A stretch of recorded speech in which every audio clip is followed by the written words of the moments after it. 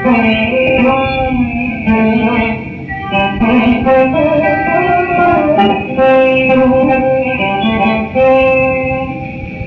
వల్లెక్క ఎక్కడున్నావురా అంటాను, లేకపోతే ఒరే వల్లెమ్మ ఇలారా అంటాను. తప్పితే ఇంకొకలా పిలవడం కుదరదు కదా. కానీ హిమవంతుడేమని పిలుస్తున్నాడు? నర దేవాసుర పూజితంఘ్రియుగళ నారాయణీ శంకరి. నరుల చేత, దేవతల చేత, సురల చేత, అసురుల చేత పూజింపబడినటువంటి పాదపద్మములు కలిగినవో తల్లి, నా ఇంట పిల్లలా తిరుగుతున్నావా అమ్మా? నర దేవాసుర పూజితంఘ్రియుగళ నారాయణీ శంకరి కరుణాపూరిత మానస త్రినయనీ కళ్యాణయుక్త. నిన్న శంకరాచార్యుల వారు విశాలా కళ్యాణి స్ఫుటరుచిరయోధ్యాకువలయై కృపాధారాధారా కిమపి మధురా భోగవతిక అన్నట్టే ఇవాళ హిమవంతుడు అంటున్నాడు, అమ్మా నువ్వు కరుణాపూరిత మానస, ఎంత కారుణ్యమమ్మా, ఏం తపస్సు చేశామమ్మా మేము, కోరుకున్నంత మాత్రం చేత మా ఇంట కూతురుగా పుట్టావా తల్లి. కరుణాపూరిత మానస తల్లి, నువ్వు త్రినయని కళ్యాణయుక్త, నువ్వు 3 కన్నులున్న దానివి, ఎప్పుడూ కళ్యాణములు చేసేటటువంటి దానివి. నిశాచర దర్పోన్నత సంహరీ సదమలా చండార్చిని యోగిని తరుణి ఆగమవందిత భగవతి తల్లి జగన్మోహిని అన్నాడు. ఆగమవందిత, వేదములు తెల్లవారగానే వెళ్ళి శృతి సీమంత సింధూరీకృత పాదాబ్జ ధూళిక అంటాం కదా, వేదమాత వెళ్ళి అమ్మవారి యొక్క పాదపద్మములకు నమస్కారం చేస్తుందిట. వేదముల చేత నమస్కరింపబడేటటువంటి పాదములు కలిగినటువంటి ఓ తల్లి అని పిలవడం. కాబట్టి అటువంటి తల్లి ఇప్పుడు కూతురై తిరుగుతోందని తెలిసి పిలిచి ఆ పిల్లని చేతులతో పట్టుకుని ఒడిలో కూర్చోపెట్టుకోగలిగినటువంటి భాగ్యాన్ని పొందినటువంటి హిమవంతుడు తన ప్రయత్నం చేత పొందాడా, అమ్మవారి కారుణ్యం చేత పొందాడా? ఆ కారుణ్యము మిమ్మలను ఇంతటి యశోవిరాజుతుల్ని చెయ్యగలదని చెప్పగలిగినటువంటి ముక్కు. చిత్రం ఏమిటంటే కూర్చోపెట్టుకుని పొంగిపోతున్నాడు. ఆయన అంటున్నాడు హిమవంతుడు అంటే, నిజంగా ఆ ముక్కుని ఒక్కసారి సరిగ్గా చూసి నమస్కరించగలిగినటువంటి వాడు ఏ స్థితిని పొందుతాడో చూపిస్తోంది ఆ ముక్కు. ఆయన అంటున్నాడు, అమ్మా నేను నీకు తండ్రిని. నేనెవరు? హిమవంతుణ్ణి. నేనెవరు? ఒక కొండనమ్మా, నేనొక్క కొండని. కొండ అయినటువంటి నాకు నువ్వు కూతురు అయ్యావు. నువ్వెవరు? పిల్లలా కనపడుతున్నావు, కానమ్మా నువ్వెవరో నాకు తెలుసు. నీయందె సకల గిరులును, కొండలన్నీ నీలో ఉన్నాయి. ఇప్పుడు నువ్వో ఈ కొండ కూతురయ్యావు. ఎంత చిత్రమైన విషయం అమ్మా! నీయందె సకల గురులును, నీయందె మహార్ణవములు నిలయున్ జగములు, నీయందె ఉద్భవించును, నీయందే అడగియుండు నిరుపమమూర్తి. అమ్మా సముద్రాలు నీలో ఉన్నాయి, పర్వతాలు నీలో ఉన్నాయి, బ్రహ్మాండములు నీలో ఉన్నాయి. అటువంటి తల్లివి ఇవాళ భక్త సులభవై నాకు కుమార్తెగా జన్మించావమ్మా. అటువంటి తల్లి నాకు కూతురుగా పుట్టింది. అన్నిటికన్నా నేను పొంగిపోతున్నది దేనికో తెలుసా? గిరులలోనొక్క గిరి అయిన నా పేరు వెలయచేసి విపుడు జలజనయన. నీకు తండ్రినైతే నాకింత చాలదే, ఇది మహాద్భుతంబు ఇందువదన అన్నాడు. ఏమి మాట అండి, నాకు ఎంత ఇష్టమో ఈ పద్యం అంటే. గిరిలోన ఒక్క గిరినైన నా పేరు వెలయజేసి విపుడు జలజనయన. ఆడపిల్లని చక్కగా అలంకారయుక్తం చేసి శాస్త్రీయమైనటువంటి కన్యాదానం చేస్తే, అలా చేసే అదృష్టాన్ని కన్యాదాతకిస్తే, అటువంటి స్వేచ్ఛని వాడికిస్తే, అలా కన్యాదానం చేసినటువంటి వాడు ఏ స్థితిని పొందుతాడో తెలుసా అండి? ఇక్కడ నుంచి నువ్వు గింజలు బ్రహ్మలోకం వరకు పేరిస్తే ఎన్ని నువ్వు గింజలు ఉంటాయో అన్ని వేల సంవత్సరముల బ్రహ్మలోక నివాసం ఇస్తారు. కన్యాదానం అంటే మాటలు కాదు, అంతటి స్థితిని ఇవ్వగలిగినటువంటిది కన్యాదానం. దేనికి ఇస్తారు? ఇన్ని వేల సంవత్సరములు అయ్యేటప్పటికీ అసలు ఇప్పటి మనుషులు కానీ ఇప్పటి స్థితి కానీ ఇక్కడేం ఉండదు. ఆ తర్వాత వడ్డు గింజలు పేర్చుకుంటూ సూర్యలోకానికి ఎడితే ఎన్ని సంవత్సరాలు అన్ని సంవత్సరాలు అక్కడ నివాసం ఇస్తారు. ఇన్ని వేల సంవత్సరములు దాటిపోతుంటే వచ్చిన వాళ్ళు వెళ్ళిపోయేవాళ్ళు అందరూ మీరు ఎప్పటి నుంచి ఉన్నారంటే, అబ్బో నేను వచ్చి 25,000 సంవత్సరాలు అయింది రండి, ఇలాగే ఉంటున్నాను ఈ లోకంలో సంతోషంగా, నేను చాలా సీనియర్ని, నాకు అన్నీ తెలుసు అంటే, దేనివల్ల వచ్చారు మీరు అంటే, కోటేశ్వరరావు అన్న పేరుతో ఉన్నప్పుడు కన్యాదానం చేశానండి అంటే ఎంత గొప్ప విషయం చూడండి. గిరులలోనొక్క గిరి అయిన నా పేరు వెలయ చేసి వీటిలో జలజనయన. నేనైతే నాకు అనుసంధానం చేసుకుని చెప్పుకుంటున్నాను, ఆడపిల్ల ఉన్న ఏ తండ్రి అయినా ఇలా మురిసిపోవచ్చు.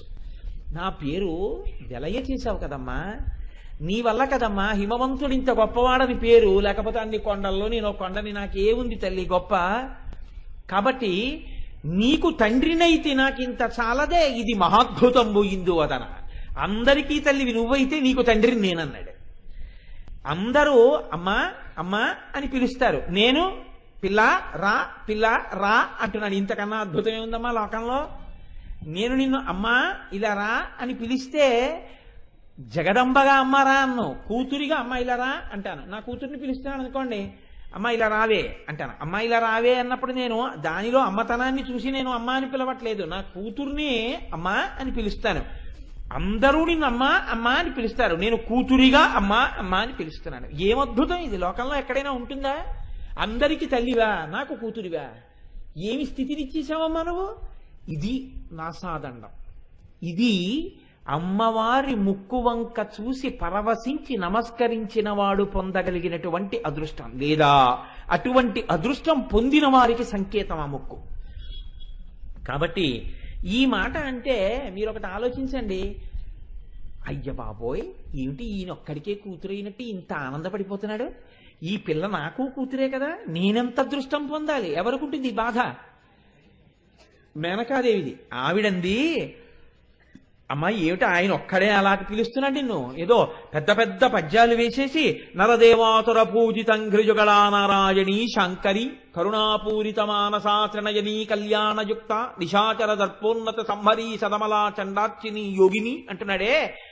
నాకు మాత్రం తెలియదా నువ్వెంత తల్లివో? నేను పిలుస్తాను చూడండి అంటే పరవశం. నా కూతురు ఇంత గొప్పది, నేను అలా పిలవడానికి అధికారం ఉన్నదాన్ని. ఆవిడంది, రాలోక సుందరి రాజగన్మోహిని రావమ్మ కైలాస రాజపత్ని. ఎవరినండి? కూతుర్ని. ఇంకా పెళ్ళవలేదు. పెళ్ళవని కూతుర్ని తల్లి ఏమంటోంది? కైలాస రాజపత్ని. అంటే ఆవిడ ఎక్కడ పుట్టినా ఆయనకే చెందుతుందని తెలుసుకుంది. కాబట్టి ఆవిడ యొక్క జననమునందు ఎంత రహస్యం ఉందో మీరు చూడండి. అవి ఇచ్ఛా స్వీకారము ఆ జననములు. కాబట్టి రాలోక సుందరి రాజగన్మోహిని రావమ్మ కైలాస రాజపత్ని రాకన్యకామణి రారాజబింబాస్య రావమ్మ యవ్వన రాజ్యలక్ష్మి రావో మహంకాళి రావో సరోజాక్షి రావమ్మ భారతి రమణ వినుత రావో జగన్మాత రావో సదానంద రావమ్మ మత్తేభ రాజగమన అనుచు పెక్కుగతుల అంకించి తగిలి మేనకాక్ష తన్ను పిలువ తండ్రి చెయ్యి డిగ్గి తద్దయు వెట్కతో కామినీలలామ గౌరియపుడు. రా ఓ సరస్వతీదేవి భర్త అయిన బ్రహ్మచేత పూజింపబడేదనా, కైలాసరాజు అయినటువంటి పరమశివుని యొక్క ఇల్లాలా, శ్రీ మహావిష్ణువు చేత నతులు అందుకునేటటువంటి దానా, రా యవ్వన రాజ్యలక్ష్మి రా. ఆవిడ యవ్వనంలో ఉందా? చిన్న పిల్లగా ఉంది. పొంగిపోయి ఈవిడికి తల్లినైపోయాననుకుని పిలుస్తుంటే ఆ చిన్న పిల్ల ఒళ్ళో కూర్చుని తండ్రి దగ్గర ముద్దులాడబడుతున్నటువంటి తల్లి చెంగున దూకి తండ్రి చెయ్యిలా విడిపించుకుని అమ్మ దగ్గరికి బుడిబుడి నడకలతో పరిగెత్తుకుంటూ వెళ్ళిందిట. వెళితే పోతన గారు ఇక్కడ దర్శనం చేశారండి. ఏమి భాగ్యం అమ్మా! ఇక్కడ కూర్చోవడమా, చూసి పిలవడమా, పిలిస్తే వచ్చేయడమే, అందున పరుగున వెళ్ళిపోయి మా అమ్మ అని ఒళ్ళో పడిపోవడమా, ఒళ్ళంతా ముద్దులు పెట్టేసుకుని ఒళ్ళో మేనక కూర్చోబెట్టుకోవడమా? ఏమి భాగ్యం ఈ భాగ్యం! ఏ మాటలా అటువంటిది కలగడం అంటే అని పోతన గారు అంటారు. కలహంసనడొలొప్ప గంటల రవమొప్ప రంజిల్లు నూపురా రవమొప్ప పాటించి కట్టిన పట్టు చిందియొప్ప బాలచందుల మీద పయ్యదొప్ప కంఠహారములొప్ప కరకంఠములు నొప్ప గడగ కేయూరాది తొడవులొప్ప సన్నపు నడుమొప్ప సవరైన పిరుదులొప్ప లలిత కనక కుండలములు నొప్ప వాలు చూపులొప్ప నీలాకములొప్ప భూతితోనుదుట త్రిపుండ్రములు నొప్ప చిరుత ముద్దులొప్ప చెక్కిట మెరుగొప్ప తరుణి చేరవచ్చే తల్లి కడకు. వేసుకున్నటువంటి కంకణములు గలగలగలగల చప్పుళ్ళవుతుంటే, పెట్టుకున్న గజ్జెలు చప్పుళ్ళవుతుంటే, చిన్న వడ్డానపు మువ్వలు చప్పుడు చేస్తుంటే, వేసుకున్న చిన్న పవిటతోటి, కట్టుకున్న పట్టు పావడాతోటి, చెవులకు పెట్టుకున్నటువంటి ఆ తాటంకములు ఇలా ఊగుతుంటే సంతోషంగా నవ్వుతూ పరిగెత్తుకుంటూ వెళ్ళి అమ్మ దగ్గరికి వెడితే 2 చేతులు పెట్టుకుని ఎత్తి ముద్దిడుకొని అమ్మ ఒడిలో కూర్చోబెట్టుకుందిట. ఎంత భాగ్యం ఇచ్చింది! ఎంత భాగ్యం పోగొట్టుకున్నాడు ఇంకో దుర్మార్గుడు. దేనికి పోగొట్టుకున్నాడు? ఈశ్వర నింద చేసి. దేనికి పొందాడు? నువ్వు నా కూతురు అయితే చాలమ్మా అని అడిగినందుకు. ఇంతే అమ్మవారి దగ్గర. మీరు అడగాలి కానేది చిన్న కోరికలా కనపడుతుంది, కానీ మీరు పొందేటటువంటి అదృష్టము ఆకాశమే హద్దు. అటువంటి స్థితిని పొందారు. కాబట్టి నేను మీకు ఈ విషయాలు దేనికి విజ్ఞాపన చేశాను అంటే, ఈ వచ్చినటువంటి పిల్ల ఒళ్ళో కూర్చుంటే సాధారణంగా కృష్ణావతారంలో అయితే ఎలా ఉంటుంది అంటే, ఒకసారి ఆయనలో ఉండేటటువంటి విశ్వకారణ తత్వాన్ని దర్శనం చేయగానే మాయ కప్పేశాడు తల్లి మీద. అమ్మవారి యొక్క అవతారంలో విశేషం ఏమిటో తెలుసా అండి? ఆ జ్ఞానాన్ని అలాగే ఉంచి పిల్లగా తానాడింది, తల్లిగా ఆడించింది. ప్రేమని జ్ఞానాన్ని రెండిటిని అలాంటి పెట్టింది. ఇది మరింత పై స్థాయి, చాలా ఆశ్చర్యకరమైనటువంటి స్థాయి. వచ్చినటువంటి పిల్లని చూసి ఆవిడ అంటుంది, కమనీయ మోహన కారభారతి వచ్చే దయతోడ నన్ను కన్న తల్లి వచ్చే. నా కూతురంట లేదు, నన్ను గన్న తల్లి వచ్చే. చాతుర్య గాంభీర్య జగతి కన్నియ వచ్చే. లాలిత సంపద లక్ష్మి వచ్చే. భూరి లోకైక విభూతి దారుణి వచ్చే. మంగళపావన గంగ వచ్చే. తెరగొప్ప దేవాది దేవవల్లభ వచ్చే. మానితంబగు మహామాయ వచ్చే. తల్లి వచ్చెను నన్నేల తల్లి వచ్చే. బాలవచ్చను ప్రౌఢైక బాలవచ్చే. అబల కరుణింప నీతెంచ ననుచు బిగిచి. కౌగిలించెను మేనక గౌరి చూచి. నన్ను సంతోష పెట్టడానికి వచ్చిందయ్యా. కమనీయ మోహన కరభారతి వచ్చే. ఆ సరస్వతీదేవే కమనీయ రూపంలో ఇలా వచ్చింది. దయతోడ నన్నేలు తల్లి వచ్చే. చాతుర్య గాంభీర్య జగతి కన్నియ వచ్చే. లాలిత సంపద లక్ష్మి వచ్చే. ఆమెలోనే సరస్వతి, ఆమెలోనే లక్ష్మి, ఆమెలోనే జగదంబ. ఇన్ని చూసుకుని పొంగిపోయింది మేనక. పొంగిపోయి కౌగిలించుకుని పరవశించిపోయింది. నేను మీకు ఈ విషయాన్ని విజ్ఞాపన చేయడం వెనకాతల ఉన్న ఉద్దేశ్యం ఒక్కటే. మేనకా హిమవంతులు పొందినటువంటి భాగ్యం ఏమై ఉంటుంది అన్నప్పుడు ఒక్క వాక్యంతో దాటచ్చు పోతన గారు. వాళ్ళు చేసుకున్నటువంటి తపఫలితంగా అమ్మవారు ఆ ఇంట పిల్లయ్యి ఆడింది అని. కానీ ఆయన పరకాయ ప్రవేశం చేశారు. అది అమ్మవారి అనుగ్రహం. పోతన గారికి ఇచ్చి వాళ్ళప్పుడు ఏ ఆనందాన్ని పొందారో ఆ ఆనందాన్ని చూడగలిగిన హృదయమిచ్చి, ఆయన ద్వారా రేపు లోకం తెలుసుకుని సంతోషించాలని ఆయన ఘంటమునందు ప్రవేశించి పద్యరూపాన్ని పొందితే, ఈనాడు ఆ పద్యాన్ని మనందరం చదువుకుని ఆ ఆనందానికి పొంగిపోతున్నాం. నేను ఎందుకు ఈ విషయాన్ని, ఈ పద్యాలను ఇవాళ మళ్ళీ చదివానో తెలుసా అండి? మీకేం తెలుసు? ఈ సభలో ఎక్కడో ఏదో ఒక హృదయం పరవశించిపోవచ్చు. ఎవరో అబ్బా నిజంగా తల్లిదండ్రులు ఎంత గొప్పవాళ్ళు, నాకు అలాగా అటువంటి అనుగ్రహం కలిగితే అన్న భావన ఏర్పడచ్చు. అలా ఎవరైనా అనుకున్నారనుకోండి, ఖచ్చితంగా వాళ్ళ ఇంట్లో అమ్మవారు పుడుతుంది. ఆ స్థితికి ఆధారమేది? నవచంపక పుష్పాభనాసాదండ విరాజిత. దాని శక్తి అమ్మవారిలా అనుగ్రహించడం. దాని శక్తి ఇంకొకటి ఉంది. ఊపిరికి కదా ముక్కు సంకేతిస్తాం. వాసన ఊపిరికి అంతర్గతమేనండి. ఊపిరితోనేగా వాసన చూస్తారు మీరు. ఊపిరిని విడిచి వాసన చూడడం, వాసన చూడడానికి ఊపిరి కాక వేరొక సాధనాన్ని స్వీకరించడం కుదరదు. ఊపిరి వాసన రెండింటినీ ఏకీకృతమయ్యే స్వీకరిస్తాం మనం. అమ్మవారి ఊపిరి, మన ఊపిరి మీరు బాగా ఆలోచించండి. మన ముక్కు అనొకసారి వదిలి అని పీల్చాను అనుకోండి, నా ఆయుర్దాయం తరిగిపోతుంది. నేను ఒక్క ఊపిరి తీసి ఒక ఊపిరి వదిలితే నా ఆయుర్దాయం తగ్గిపోతుంటుంది. ఎందుకంటే నాకు ఇన్ని ఊపిరిలు అని ఇస్తాడు పరమేశ్వరుడు. నేను ఆ ఊపిరిలు తీసి ఊపిరిలు విడిచిపెట్టడంలో నా ఆయుర్దాయం పూర్తయిపోతుంటుంది. కానీ ఆ ఊపిరి, అమ్మవారు కూడా ఊపిరి తీసి ఊపిరి వదులుతుంది. దేంతో? ఈ ముక్కుతోటే. కాబట్టి ఇప్పుడు ఈ ముక్కు నా ఆయుర్దాయమును నిర్ణయించగలిగినటువంటి చిహ్నము. మీరు బాగా పసిగట్టారో లేదో, ఈ ముక్కుయే నా ఆయుర్దాయమునకు సూచన. అమ్మవారి ముక్కులోంచి వచ్చేటటువంటి ఊపిరి ఆవిడ విడిచిపెడుతుంది, ఆవిడ ఊపిరి తీస్తుంది. ఆవిడికి ఉచ్ఛ్వాస నిశ్వాసాలు ఉన్నాయి. అవి కూడా అమ్మవారి ఆయుర్దాయానికి సూచనలా? కాదు. మరి ఏమిటవి? అంటే ఏ ప్రయోజనం లేకుండా అలా ఉంటుందా ఊపిరి మామూలుగా తీసి విడిచిపెట్టడం? లేకపోతే అమ్మవారి ఊపిరికి కూడా ఏదైనా సంకేతం ఉంటుందా? ఆ ఊపిరి ఏదైనా అయి ఉంటుందా? ఏమైనా అయి ఉంటుందా? ఏమై ఉంటుంది? అమ్మవారి యొక్క ఊపిరి, అమ్మవారు విడిచిపెట్టి అమ్మవారు తీసినటువంటి ఊపిరియే శృతి, వేదం. ఎందుకని నేను మీకు తరపు సభల్లో చెప్పా, నేను ముందా నా ఊపిరి ముందా? నేను నా ఊపిరి ఒక్కసారే, నేనే నా ఊపిరి, నా ఊపిరే నేను. నాకన్నా ముందు నా ఊపిరి ఉండదు, నేను పుట్టిన అరగంటకి నాకు ఊపిరి రావడం ఉండదు. నా ఊపిరి నేను ఒక్క కాలంలోనే ఉంటాం. నా ఊపిరి ఎప్పుడు మొదలైందో నా ఆయువు అప్పుడు మొదలైంది. అమ్మవారు ఊపిరిని తీసి విడిచిపెట్టడం అంటే వేదం. ఇప్పుడు అమ్మవారి ముక్కు వంక చూస్తే ఏమిటి వస్తుంది అంటే పురుషార్థ సమన్వయం వస్తుంది అన్నారు. ఎక్కడెక్కడ నువ్వు గాడి తప్పావో అక్కడక్కడ దిద్దుబాటు చేస్తుంది అమ్మవారు. ఆ ముక్కు వంక చూసి నమస్కారం చేస్తే, ఆ ముక్కుని ఈ నామంతో పలికితే ఎక్కడ పోతోంది మనకి అంటే, మనకి పురుషార్థములను ఉన్నాయి, ధర్మ అర్థ కామ మోక్ష. ఇందులో మొదటిది చివరిది మనకు అక్కర్లేదు. పరమప్రీతి ద్వితీయ పురుషార్థము, తృతీయ పురుషార్థము, ఈ రెండింటి మీదే మనకి. రెండో పురుషార్థం అర్థం, మూడో పురుషార్థం కామం. ఈ రెండింటి మీద ఉన్న ఆసక్తి, అసలు ఇంకో రెండు ఉన్నాయని కూడా మనకి తెలియదు. ఇవి రెండు ఉన్నాయని తెలియకపోయినా వాటి కోసం మేము పర్లాట ఉంటుంది. ఇటువంటి వాణ్ణి ఇప్పుడు ఈ అర్థము కామము ఈ రెండిటిని నీ జీవితంలో ఆవిడ దూరం చెయ్యదు. బాగా జ్ఞాపకం పెట్టుకోవాలి ఈ విషయం.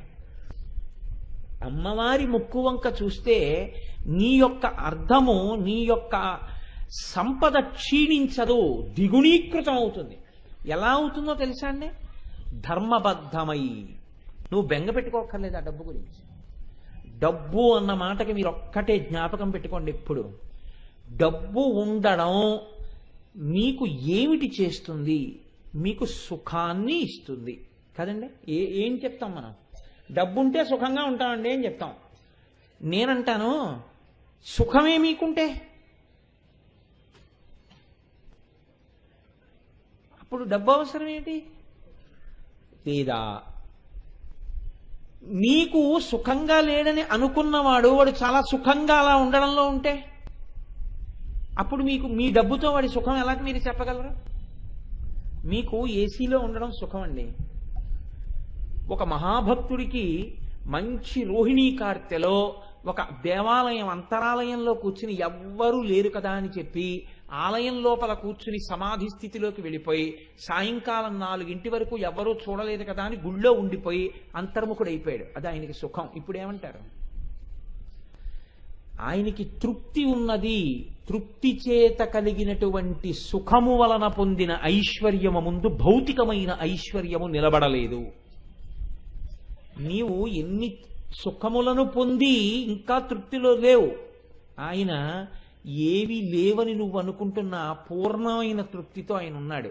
అన్నీ ఉండి నువ్వేది పొందలేకపోతున్నావో, ఏమీ లేవని నువ్వు అనుకుంటున్న ఆయన తృప్తితోనే ఉన్నాడు. ఎవరు ఐశ్వర్యవంతుడు? కాబట్టి ఎవరి స్థాయిలో వాళ్ళని ఐశ్వర్యవంతుల్ని చేస్తుంది.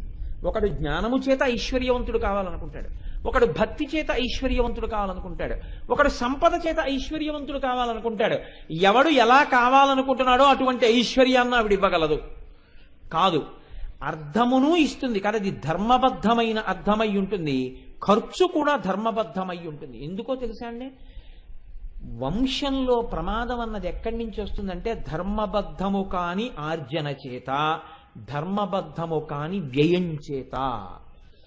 ధర్మబద్ధము కాని అర్థము విపరీతంగా వచ్చి నించుందనుకోండి, అంత స్థాయిలో జీవితాంతం ఏడవలసిన ఏడుపుని కూడా పక్కనే పెట్టేస్తున్నాడు.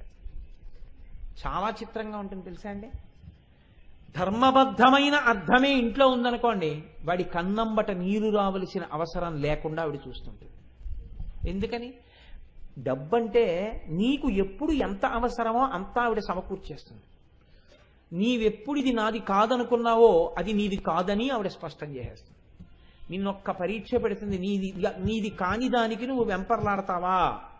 నాది కానిది నాకు అక్కర్లేదమ్మా నువ్వు నిలబడగలిగితే ఆవిడ నిన్ను అనుగ్రహిస్తుంది. అర్థము ధర్మముతో ముడివేస్తుంది, కామము ధర్మముతో ముడివేస్తుంది. అర్థము ధర్మముతో, కామము ధర్మముతో ముడిపడిపోతే 4వ పురుషార్థం మోక్షం వచ్చేస్తుంది. అంతే.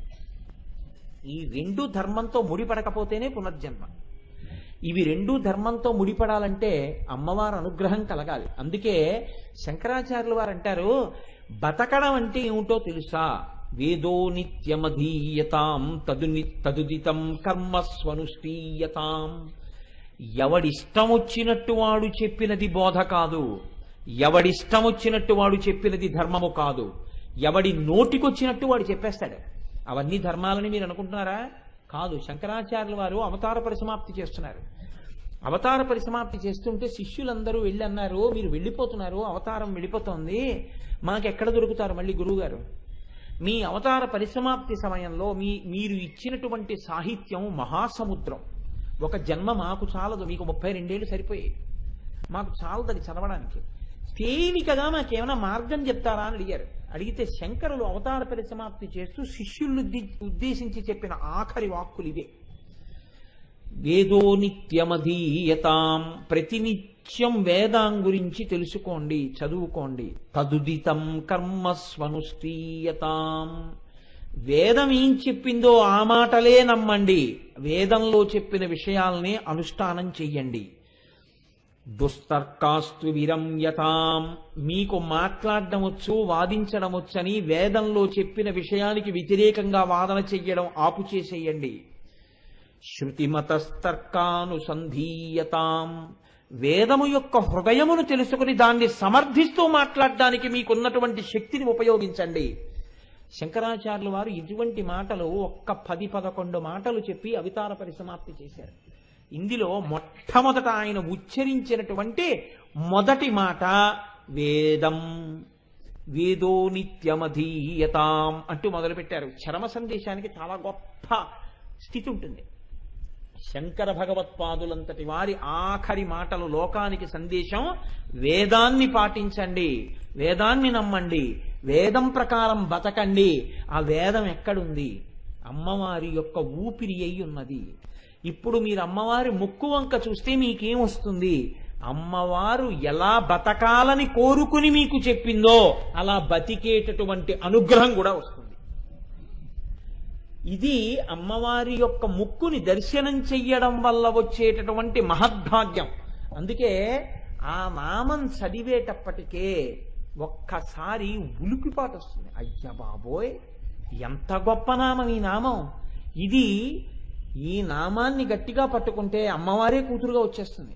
ఈ నామాన్ని గట్టిగా పట్టుకుంటే వేదంలో బతకడం వస్తుంది. ఈ నామాన్ని గట్టిగా పట్టుకుంటే అర్ధకామముల సమన్వయం వచ్చేస్తుంది ధర్మంతో. ఈ నామాన్ని గట్టిగా పట్టుకుంటే ఉత్తర క్షణంలో మన జీవితం మారి పరమ పవిత్రంగా బతకగలిగినటువంటి అదృష్టాన్ని కూడా మనం పొందేస్తాం. కాబట్టి ఇటువంటి స్థితిని మనం పొందాలి అని అంటే ఒక్కటే తేలిక మార్గాన్ని అమ్మవారు మనకి వసిన్యాది దేవతల ద్వారా అందిస్తోంది. అదే తల్లిది నవచంపక పుష్పాభనాసాదండ విరాజిత. అయితే మీరు ఇక్కడ నన్ను ఒక ప్రశ్న వెయ్యొచ్చు. ఏమండి, చాలా బాగుంది మీరు చెప్పిన విషయం, ఇదంతా ఎవరికి సంబంధించిన గొప్పతనం? ముక్కుకి సంబంధించిన గొప్పతనం తప్ప సంపంగి పువ్వుది కాదుగా. ఇందులో అమ్మవారి ముక్కుకి ఉన్న ఈ గొప్పతనాల్లో ఏవైనా ఏదో రంగు అన్నారు, వాసన అన్నారు, లేకపోతే అది విచ్చుకోవడంలో లక్షణం అన్నారు, పోల్చారు, బాగుంది. సంపంగి పువ్వుని ఇంత గొప్ప వస్తువుతో పోల్చేటప్పుడు సంపంగి పువ్వుకి కూడా చెప్పతగినంత గొప్ప లక్షణం కూడా ఏదైనా ఉందా అమ్మవారి ముక్కుతో పోల్చడానికి? అంటే దీన్ని సంకేతించడానికి ఒక వస్తువు ఏమిటి? నువ్వు ఊహిస్తే ఎన్నున్నాయో చూడని శంకరాచార్యుల వారు ఇంతకన్నా పై స్థాయిలో మాట్లాడారంటాను నేను. యథార్థం అది. ఆయన ఎంత గొప్పగా మాట్లాడారో తెలుసా అండి? ఆయన అన్నారు అమ్మవారి ముక్కు గురించి మాట్లాడుతూ, అసౌ నాసావంశస్తు హినగిరి వంశధ్వజపటి తదీయో నేదీయ ఫలతు ఫలమస్మాకముచితం వహత్యంతర్ముక్తా శిశిరకర నిశ్వాసగళితం సముర్ధ్యాయత్తా సా బహిరపి సముక్తామణిధర అన్నారు. ఎంత గొప్ప శ్లోకమోనండి సౌందర్యలహరిలో. అసౌ నాసావంశస్తు హినగిరి వంశధ్వజపటి అన్నారు. అమ్మా, హిమవంతుని యొక్క వంశము అనబడేటటువంటిది ఒకటి ఉంది. అంటే హిమవంతుని యొక్క బిడ్డలు బిడ్డలు బిడ్డలు బిడ్డలు బిడ్డలు. ఇందులో సాధారణంగా వంశము అనేటప్పటికీ మనం ఏం చెప్తామంటే, సాధారణంగా లోకంలో ఎవరో ఒక కొడుకు చెప్తాం, ఇక్ష్వాకు వంశానికి అంతటికి గొప్ప పేరు ఎవరి వల్ల వచ్చిందండి అంటే రామచంద్రమూర్తిని పక్కన పెట్టండి, రఘుమహారాజు గారి వల్ల వచ్చింది. అందుకే ఇక్ష్వాకు వంశానికి పేరే మారిపోయింది, రఘువంశం అని పిలిచారు. అది రఘువంశం కాదు, ఇక్ష్వాకు వంశం. రఘుమహారాజు గారు పుట్టినా ఆ వంశం పేరు అలాగే ఉండాలి. ఇక్ష్వాకు వంశంలో రఘుమహారాజు గారు పుట్టారనాలి. అసలు ఆ పేరు పోయింది, పోయి రఘువంశం అన్నారు దాన్ని. అంటే వంశానికే పేరు తెచ్చినవాడు పుట్టాడు. అందుకని ఇప్పుడు ఏమంటారంటే ఆ ధ్వజమునకు పటి అంటే పతాకం. ఆయన అంత గొప్పవాడు, ఆ వంశం పేరు మారింది. అందుకే చూడండి ఓ మాట అంటారు, గోత్రం చూస్తారు పెళ్లి చేసేటప్పుడు. గోత్రం చూసి గోత్రానికి ఋషులు చూస్తారు. ఋషులు చూసి మీది ఏ వేదం అని అడుగుతారు. మీది ఆ వేదంలో మీరు ఏం చదువుతూ ఉంటారు అని అడుగుతారు. అడిగి దాన్ని బట్టి సూత్రములను చూస్తారు. ఆ సూత్రములను బట్టి వాళ్ళు ఎప్పుడు పెళ్లి చెయ్యాలో ఉంటుంది. వాళ్ళు ఈ నెలలలో పెళ్లి చెయ్యాలని ఉంటుంది. ఇందులో మగపిల్లాడికి అధికారం ఉండదు, ఈ నెలలో పెళ్లి చేయమని అడగకూడదు మగపిల్లివారు. ఆడపెళ్లివారిది అధికారం. కన్యాదానం చేసేవాడు అప్పుడు చెయ్యాలి.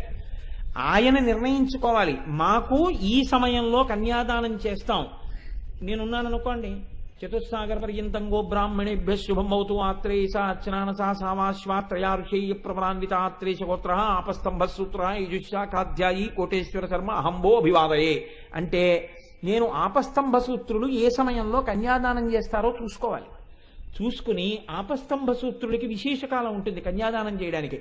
ఆ సమయంలో ముహూర్తం పెట్టించాలి తప్ప ముహూర్తం కోసం వెడితే కేవలం నక్షత్రాలు చూడడం కాదు, ఇది తెలిసి ఉండాలి. వీళ్ళ సూత్రం ఏమి, వీళ్ళ సూత్రం ఏమి, వీళ్ళ గోత్రాల్లో ఏమున్నాయి, వీళ్ళు ఎప్పుడు కన్యాదానం చెయ్యాలి చేస్తారు. అందుకే శుభలేఖలో పెద్దలు నిశ్చయించినారు గాన తప్ప ఇప్పుడు సత్రవులు దొరికాయి కాబట్టి, బ్యాండ్ దొరికింది కాబట్టి, వంట వాళ్ళు దొరికారు కాబట్టి పెట్టాం కాదు.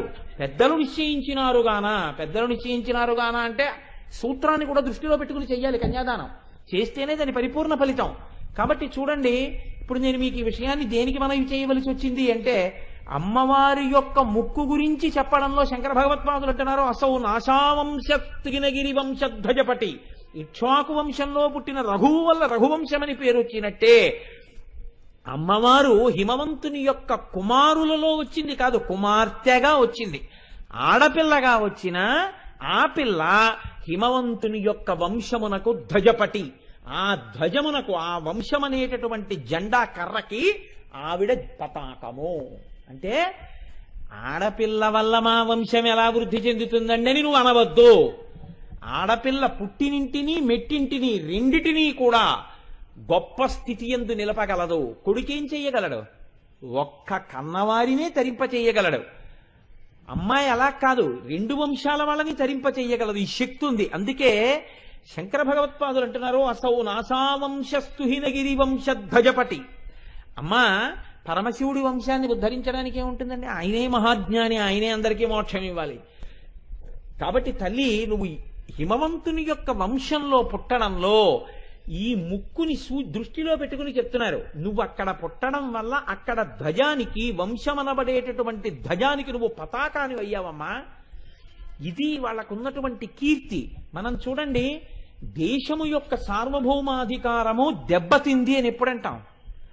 ఒక జెండా అవమానింపబడింది అనుకోండి, భారత జాతీయ పతాకాన్ని మీరు అవమానం చేశారనుకోండి, వాన కురుస్తుండగా జెండా ఎగురుతోంది అనుకోండి, ఈజ్ లైబుల్ ఫర్ ఇంప్రిజన్మెంట్, కారాగారంలో పెడతారు. వాన పడుతుండగా జెండా ఎగరకూడదు, జెండాని గబగబా పైకెత్తకూడదు, గబగబా కిందకి తిక్కకూడదు. ఎక్కడైనా ఏదైనా జరగరానిది జరిగిందనుకోండి, జెండా పైన కాదు కిందకి కాదు, అవనతం చేసేస్తారు, మధ్యలోకి వచ్చేస్తుంది జెండా. జెండా దేశంలో జరిగినటువంటి పెద్ద పెద్ద పరిణామములకన్నిటికీ సూచనగా ఉంటుంది. జెండా ఊంచా రహే హమారా, భారతీయ త్రివర్ణ పతాకం సర్వకాలముల యందు శోభాయమానమై అలా వెలుగుతోందనుకోండి, అలా ఎగురుతోందనుకోండి, భారతీయులందరూ సుఖ సంతోషములతో ఉన్నారు అని గుర్తు. భారత జాతీయ పతాకం కోసమని అసువులొడ్డినటువంటి మహాపురుషులు ఉన్నారు తెలుసా అండి? నేను ఒక విషయం చదివి ఆశ్చర్యపోయాను. మన దేశంలో ఒక మహానుభావుడు ఇండియన్ మిలిటరీలో వర్క్ చేస్తున్నాడు. ఆయనకి కొడుకు పుట్టాడు. పెళ్ళయిన తర్వాత ఆయన భార్యతో కాపరం చేసింది ఒక 6 నెలలు, మళ్ళీ వెళ్ళిపోయాడు యుద్ధభూమికి. కొడుకు పుట్టాడని టెలిగ్రామ్ వచ్చింది. ఆయన కొడుకు పుట్టాడండి, నేను చూడ్డానికి పెడతాను అని టెలిగ్రామ్ చూపించాడు ఆఫీసర్కి. లీవ్ గ్రాంట్ చేశారు. మర్నాడు అతను సెలవులో వెళ్ళిపోవాలి. ఈలోగా ఉత్తర భారతదేశంలో ఒక చోట ఉగ్రవాదులు చాలా దాడి చేస్తున్నారు అని తెలిసింది. ఆ అధికారి అన్నాడు, ఏమయ్యా చాలా ఉపద్రవం వచ్చింది, నీకు రేపటి నుంచి నేను సెలవు ఇచ్చేశాను, నువ్వు బయలుదేరు, కానీ దీనికి మెరికలైన వాళ్ళని కొంతమందిని తీసుకోవాలి, నువ్వేనా కొన్ని పేర్లు చెప్తావా అని అడిగాడు. అడిగితే అతను అన్నాడు, నా కొడుకుని నేను ఎప్పుడైనా చూడొచ్చు, నా భార్యని ఎప్పుడైనా చూడొచ్చు, నా తల్లి ఆ పతాకం మాత్రం అలా ఎగురుతుండవలసింది, నేనే వెడతానని వెళ్ళాడు. ఉగ్రవాదులందరినీ తన తుపాకీ గుళ్లతో పడగొట్టిన అతను చిట్ట చివర అందరూ పడిపోయారనుకుని లేచి నిలబడ్డాడు. కొస ప్రాణంతో ఉన్నటువంటి ఒక వ్యక్తి తుపాకీ తీసి అతన్ని జల్లెడ కింద కొట్టాడు. అతను ప్రాణం వదిలేశాడు. మీకు నేను ఒక విషయం చెప్పనా, అతని ఫోటో కానీ అతని గురించి కానీ భారతీయ టీవీ ఛానళ్లు ఏవీ ప్రసారం చేయలేదు. ఎవరు ప్రసారం చేశారో తెలుసా అండి? ఇంతటి మహాత్ముడు భారతదేశంలో నేల కొరిగిపోయాడు, కన్న బిడ్డని కూడా చూసుకోకుండా దేశం కోసం అసువులు బాసిన మహానుభావుడు అని చెప్పి బీబీసీ ఛానల్ కవర్ చేసింది. మన ఛానల్స్ కవర్ చేయలేదు. దేశ ద్రోహుల గురించి చూపించడానికి గంటల సేపు చూపిస్తాయి ఈ ఛానల్స్. దేశ భక్తుణ్ణి చూపించడానికి వీళ్ళకి ఖాళీ లేదు. అంత దిక్కుమాలిన స్థితిలో ఇవాళ మనము మన ప్రసార సాధనాలు ఉన్నాం. నేను దేని గురించి చెప్తున్నానంటే, పతాకం అంటే ఆ స్థాయిలో ఉంటుంది ఉపాసకుడికి. అమ్మా, నువ్వు తుహినగిరి వంశధ్వజపటి, హిమవంతుని యొక్క వంశమునకు నువ్వు ధ్వజపటి, పతాకానివమ్మా.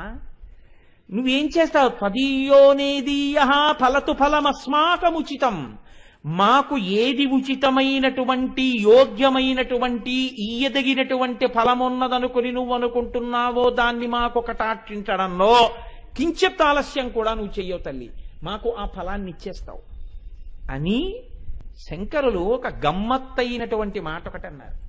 నాసావంశస్తుహినగిరి వంశధ్వజపటి అన్నారు.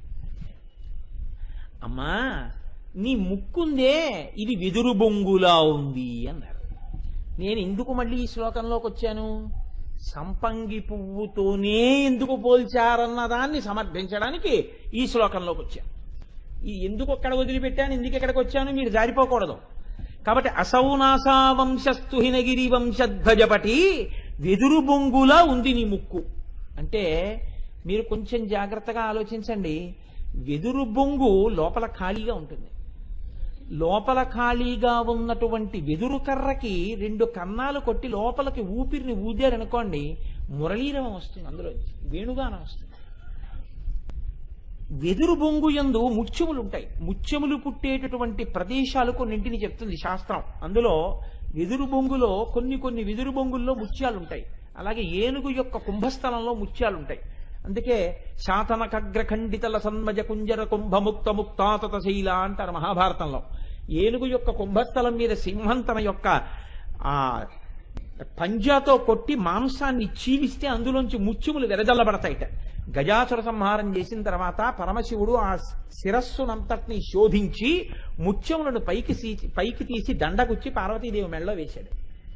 ఆయన చేయిస్తే అలా ఉంటాయి ఆభరణాలు. కాబట్టి ఆవిడ మెళ్ళో ఉన్నటువంటి ముత్యాలమాల గజాసుర సంహారం తర్వాత పరమశివుడు కూర్చి మెళ్ళో గురువినది. కాబట్టి ఇప్పుడు శంకరాచార్యుల వారు అంటున్నారు, నీ ముక్కు వెదురు బొంగు అన్నారు. ఇప్పుడు ఆవిడ ముక్కు వెదురు బొంగు అయితే దోషమేం లేదు, చక్కగా అది పోల్చవలసినటువంటి పోలికే. చెరుకు కర్రలో కూడా ముత్యాలు ఉంటాయి కొన్ని చెరుకుల్లో. ఇప్పుడు ఈ వెదురు బొంగు లోపల ముత్యం ఉంది కాబట్టి లోపల ముత్యం ఉంది.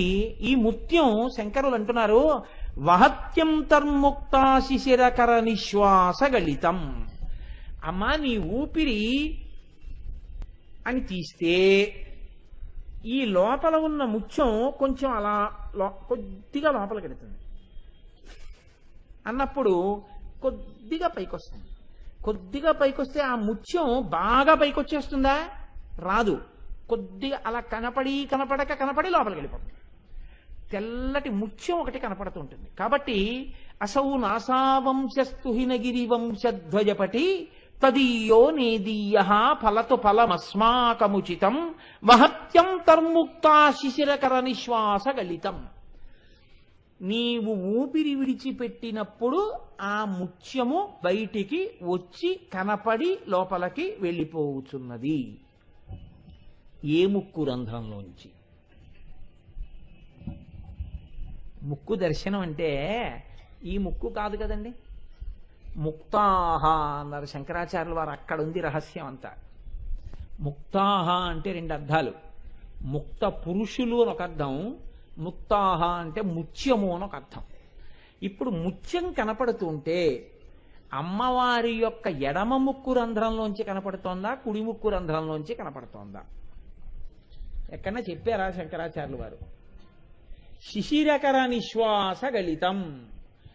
అమ్మవారి రెండు ముక్కుల్లో చంద్ర సంబంధమైనటువంటి ముక్కు నుండి అని మాత్రం అన్నారు. అంటే ఇప్పుడు ఎడం ముక్కులోంచి వస్తోందా, కుడి ముక్కులోంచి వస్తోందా ఆ ముత్యం? ఏమైనా అర్థం అవుతోందండి మీకు? నేను చెప్పింది అర్థమవుతోందా? అసలు వెదురు బొంగులో ముత్యం ఉంటుంది. అమ్మవారి యొక్క ముక్కు వెదురు బొంగు అయితే అందులో ముత్యం ఉంది. అమ్మవారు కూడా ఆభరణం పెట్టుకున్నప్పుడు ముత్యం ఆభరణంగా పెట్టుకుంటుంది. అందులో కొంచెం ముక్కులోకి ఉంది. ఇప్పుడు ఊపిరి వదిలిపెడితే పైకి కనపడుతుంది, లోపలికి వెళ్ళిపోతుంది. ఈ పైకి కనపడడం కుడి ముక్కు రంధ్రంలోంచా, ఎడం ముక్కు రంధ్రంలోంచా? సత్యవాణి గారు అమ్మా, కుడి ముక్కు. కుడి కాకపోతే ఉండేది ఇంకో రెండోది ఒకటేగా, ఎడం ముక్కు. ఇప్పుడు కుడి ముక్కు రంధ్రంలోంచి కనపడితే మీకేమైనా అభ్యంతరం ఉందా? సత్యవాణి గారు అంటారు కుడి ముక్కు రంధ్రంలోంచి కనపడుతున్నారు అంటున్నారు. ఏమో ఆవిడికి ధ్యానంలో అలా కనపడి ఉంటుండొచ్చు, నేను కాదన్ను. కానీ అలా కనపడితే మీకేమైనా అభ్యంతరం ఉందా? ఎడం ముక్కులోనే కనపడాలండి, మాకు కుడి ముక్కులో కనపడడానికి వీలు లేదని ఏమైనా అభ్యంతరం ఉందా మీకు? వాళ్ళు ఎవరో అన్నారు అక్కడ ఎడం ముక్కు అన్నారు. ఏమో వాళ్ళకి ఎడం ముక్కులో కనపడితే మీకేమైనా అభ్యంతరం ఉందా? లేకపోతే అసలు రెండు వైపులా కనపడే అవకాశం ఉంటుందా? ఇటువైపు ఇటువైపు ఎటైనా పెట్టుకోవచ్చు అండి. ఊపిరి వదులుతున్నప్పుడు ఎటో ఒకటి కనపడుతుందండి. దానికి పెద్ద అల్లరి ఎందుకంటే, ఎందుకు అంత పెద్ద మీరు ఈ ముక్కు కనవా ఆ ముక్కు కనవా, ఎందుకు దానికి అంత అల్లరి అని అడగచ్చు. ఎందుకంటే పూర్వం అక్కర్లేని చర్చలు ఒకటి ఉంటుంటాయి అక్కడక్కడ. మీరు చూసారో లేదు, ఎవరో ఒక ఆయన రైల్వే స్టేషన్లోకి వెళ్ళి అడిగట, ఓ గంటలో ఇటు నుంచి అటు వెళ్ళిపోవడానికి ఏమైనా రైలు ఉందా అండి అని అడిగాడు. అడిగితే ఓ గంటలోనా, ఇటు నుంచి అటు వెళ్ళిపోతావా అంటే, ఇటు నుంచి రాజమండ్రి వైపు వెళ్ళిపోవడానికి అని అడిగాడు అనుకోండి. సామర్లకోట వెళ్ళి ఇటు నుంచి రాజమండ్రి వైపు వెళ్ళిపోవడానికి గంటలో ఏం రైలు లేవు అన్నాడు. ఆయన 5 నిమిషాలు ఆగి, పోనీ ఇటు నుంచి విశాఖపట్నం వైపు వెళ్ళిపోవడానికి ఒక గంటలో రైలు ఉందా అన్నాడు. ఇటన్నా పోవాలి ఇటన్నా పోవాలి, అదేంటి ఇటు పోతే ఇటు పోతానంటే ఏంటి, అలా ఎలా వెళ్తావు, ఇటు లేదు గంట వైపు రైలు, ఇంతకీ నువ్వు ఎక్కడికి వెళ్ళాలని అడిగాడు ఆయన. అబ్బే ఏం లేదు, పట్టాలు దాటాలన్నాడు ఆయన. అలాగా ఈ చర్చ. లేకపోతే దీని వెనక ఏదైనా ప్రయోజనం ఉందా ఈ చర్చకి? ప్రాతస్మరామి పరమేశ్వర వక్త్ర పద్మం అంటూ తిరుగుతుంటే మీ మనసులో కనపడుతూ ఉండాలి ఆయన. మనసుని నిలబెట్టాలంటే ఊపిరి మీద ఆధారపడుతుంది. అందుకని ప్రాణాయామం. ఈ ప్రాణాయామం చేసినటువంటి వారికి ఈశ్వరార్చన యందు ఒక లక్షణం ఉంటుంది. ఇలా ఎద్దుబండి కాడెత్తి అంటాడు రైతు, అనగానే ఎద్దు వచ్చేసి ఇలా మెడ కాడి కింద పెట్టేస్తుంది. మీరు చూడండి, మొదట్లో ఎద్దుని కొత్తగా కొని తీసుకొచ్చినప్పుడు గిత్తదోణ్ణి ఇలా బండెత్తి అంటే అది ఇలా చూస్తుంది. ఏమిటి ఆ పిలుపు ఏమిటి, అసలు ఏమిటి అల్లరి ఏమిటి అని ఇటు తిరిగి నలపనార కట్ట తింటుంది. అదేం రాదు. అందుకని నేను ఏం చేస్తాడంటే ముందు ఎద్దు దగ్గరికి ఎడతాడు, వెళ్ళి దాన్ని లాగి తీసుకొచ్చి దీన్ని కట్టడు, దీన్ని పట్టుకు నిలబడతాడు. నిలబడి తన కొడుకుని పిలిచి వేరే బండెత్తి దాన్ని కట్టరా కాడికంటాడు. రాముడు భీముడు ఇద్దరు ఉంటారు, 2 ఎద్దులు. రావుణ్ణి కట్టు ముందు అంటాడు. అంటే ఈయన బండెత్తి రావుణ్ణి కడతాడు. పరానుకరణము, మనసున్న ప్రాణి ఇంకోటి చేసేది చూస్తుంది. రాముడు ఇలా పెట్టడం, ఇలా వేయించుకోవడం చూస్తుంది. కానీ ఇది భీముడు, రాముడు ఉన్నంత సౌమ్యం కాదు. అందుకని ఇప్పుడు దీన్ని దా అంటాడు, అది ఏం రాదు అన్నట్టు చూస్తుంది. నేనెందుకు దానికి ఎందుకని అంటే తోక మిలిపెట్టో తోషో కొట్టో అక్కడ పెడతాడు. పెడితే ఇలా మెడొంచు అని కాడి పెడదామంటే ఇలా ఇలా ఊపేస్తుంది. ఆఖరికి ఎలాగో అలా పెట్టి ఆ మెడ కింద నుంచి తీసి తాడేస్తాడు. ఇప్పుడు ఆయన బండి ఎక్కడం ఎందుకో తెలుసా, భీముడు కొత్తనాడు ఆయనకి తెలుసు. అందుకని వెనక్కి వెళ్ళి చల్ అని ఓ కర్ర పెట్టి కొడతాడు. అది ముందుకెడుతుంది, ఇది పక్కకెడుతుంది. ఇప్పుడు 4 దెబ్బలు కొట్టి ఆ పాశాలు పట్టుకుని ముందు నడుస్తూ అది ఎలా నడుస్తోందో నువ్వు ఇలా నడవాలని నేర్పుతాడు. 10 అడుగులు వేస్తుంది, పక్కకి లాగేస్తుంటుంది. కొత్త ఎద్దు కదండి పక్కకి లాగేస్తోంది అంటాడు. మొత్తానికి దాన్ని దారిలో పెడతాడు. ఓ 3 నెలలు అయిపోతుంది, జనపనార కట్ట తింటూ ఉంటుంది. ఇప్పుడు ఎద్దు దగ్గరికి వెళ్ళడం, ఒరేయ్ దాన్ని ఇప్పేరా అంటాడు కొడుకుని. 2 దూడల్ని ఇప్పేస్తారు. ఇప్పేశాక ఇప్పుడు బండిని పైకెత్తి అంటాడు. రెండు వచ్చి చక్క కాడి కింద తల పెట్టేస్తాడు. ఇప్పుడు ఏమన్నా అన్నాడా? ఏమనక్కర్లేదు, వచ్చేస్తుంది అంతే. అలా వచ్చేసినట్టుగా అంతర్ముఖత్వం కూడా అలా వచ్చేస్తుంది కొన్నాళ్ళకి. వచ్చేస్తే ఏమవుతుంది? ఇది శంకరాచార్యుల వారు శ్లోకంలో దాచినటువంటి పెద్ద రహస్యం. అమ్మవారి ముక్కుని ఎలా చూడాలో చెప్తున్నారు. ఇది తెలిస్తే కానీ నీకు అసలు నవచంపక పుష్పాభనాసాదండ విరాజిత ఒక్కనాటికి తెలియదు. ఎందుకని అంటే, మీరు ఎప్పుడైనా మామూలుగా లోకమునందు ప్రవర్తిస్తూ కోరికతోటో లేకపోతే ఉద్వేగంతోటో లేకపోతే ఏదో మాట్లాడుతూ కోపంతోటో అలజడితోటో కదిలిపోతూ ఉన్నారనుకోండి, కదిలిపోతూ ఉండి మాట్లాడుతూ కూర్చుని వింటూ చేస్తున్నప్పుడు ఏమవుతుంది అంటే, ఎప్పుడూ కూడా ఎడమ ముక్కులోంచి ఎక్కువ ఊపిరి లోపలికెడుతుంది, కుడి ముక్కులోంచి ఎక్కువ ఊపిరి బయటికి విడిచిపెడుతుంది. రెండు ముక్కులు ఒక్కలా విడిచిపెట్టవు. యోగ శాస్త్రం అలా మాట్లాడుతోంది. ఎడమ ముక్కు ఊపిరిని తీయడంలో ప్రధాన పాత్ర, కుడి ముక్కు విడిచిపెట్టడంలో ప్రధాన పాత్ర పోషిస్తాయి. ఇప్పుడు మీరు ఉద్వేగములనన్నిటినీ అణిచిపెట్టి ప్రాణాయామం చేసి, అందుకే ప్రాణానాజమ్య ఉత్తిష్టంతు భూత పిశాచ ఏతే భూమి భారకాహ అంటే మన వాళ్ళు ముక్కట్టుకోండి అంటారు. ముక్కట్టుకోవడమును ముక్కట్టుకోండి అంటే ఎదరవాళ్ళ ముక్కట్టుకోమని కాదు, మీరు ప్రాణాయామం చెయ్యండి అని. ప్రాణాయామం చేస్తే మీ మనసు మాట వింటుంది. మాట వింటే మీరు ఏ దేవతని ఉపాసన చేస్తున్నారో దాని మీద మనస్సు నిలబడిపోతుంది. నిలబడిపోతే ఏమైపోతుందంటే మెల్లిమెల్లిగా ఈ భావతంత్రులు, ఆలోచనలు, కోపాలు, కోరికలు, ఆవేశాలు అన్నీ అణిగిపోతాయి. అణిగిపోయి మెల్లగా ఒక రాయి వేశాక తరంగములన్నీ మెల్లిగా తరిగిపోయినట్టు నిశ్చల స్థితికి చేరుతుంది మనస్సు. ఈ నిశ్చల స్థితికి చేరిపోయిన తర్వాత మనస్సు ఏమవుతుందంటే, మీరు ఎవరిని చూస్తున్నారో వాళ్ళ మీదకి వెళ్ళి నిలబడుతుంది. ఈ నిలబడిపోయినప్పుడు మీరు చూసుకోవడం కుదరదు. ఏమైపోతుందో తెలుసా అండి? ఎమోషన్లెస్ స్టేట్ అంటారు. అంటే ఏమి కదలికలు లేకుండా మనసు నిలబడగానే ఊపిరి ఎడం ముక్కులో కుడి ముక్కులోంచి ఎక్కువ లోపలికెళ్ళి ఎడం ముక్కులోంచి బయటికి రావడం మొదలవుతుంది. ఇప్పుడు ఆయన కదలిక లేని స్థితిలోకి చేరిపోయాడు అని గుర్తు. అంటే మనసు ఏ వస్తువుని చూడమందో ఆ వస్తువుని చూస్తోంది. ఇప్పుడు శంకరాచార్యుల వారు ఒక రహస్య సంకేతం చెప్పారు.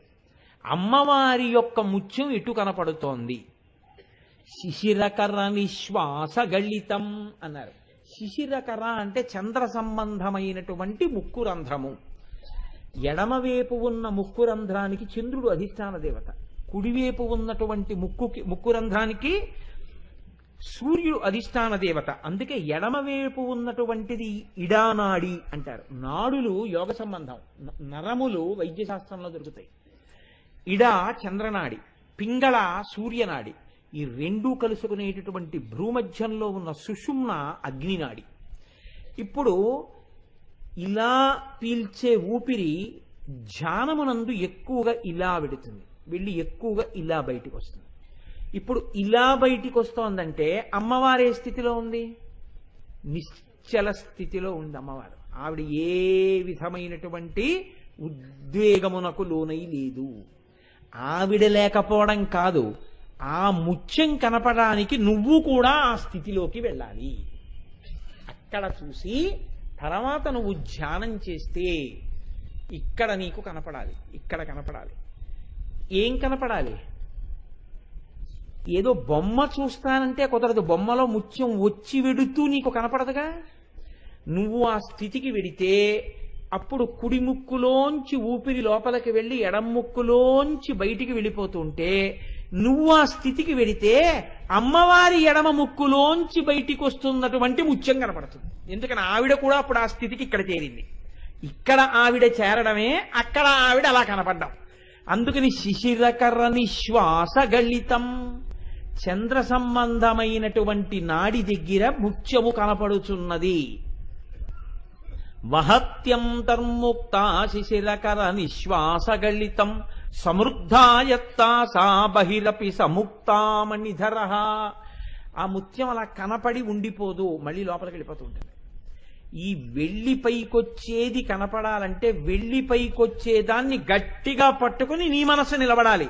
అప్పుడు నీలో కుడి ముక్కులోంచి ఎక్కువ ఊపిరి వెళ్ళి ఎడం ముక్కులోంచి విడిచిపెట్టడం వస్తే ఆవిడ ఎడం ముక్కులోంచి బయటికి వస్తున్న ముత్యం నీకు కనపడుతుంది. ఇది యోగ రహస్యం.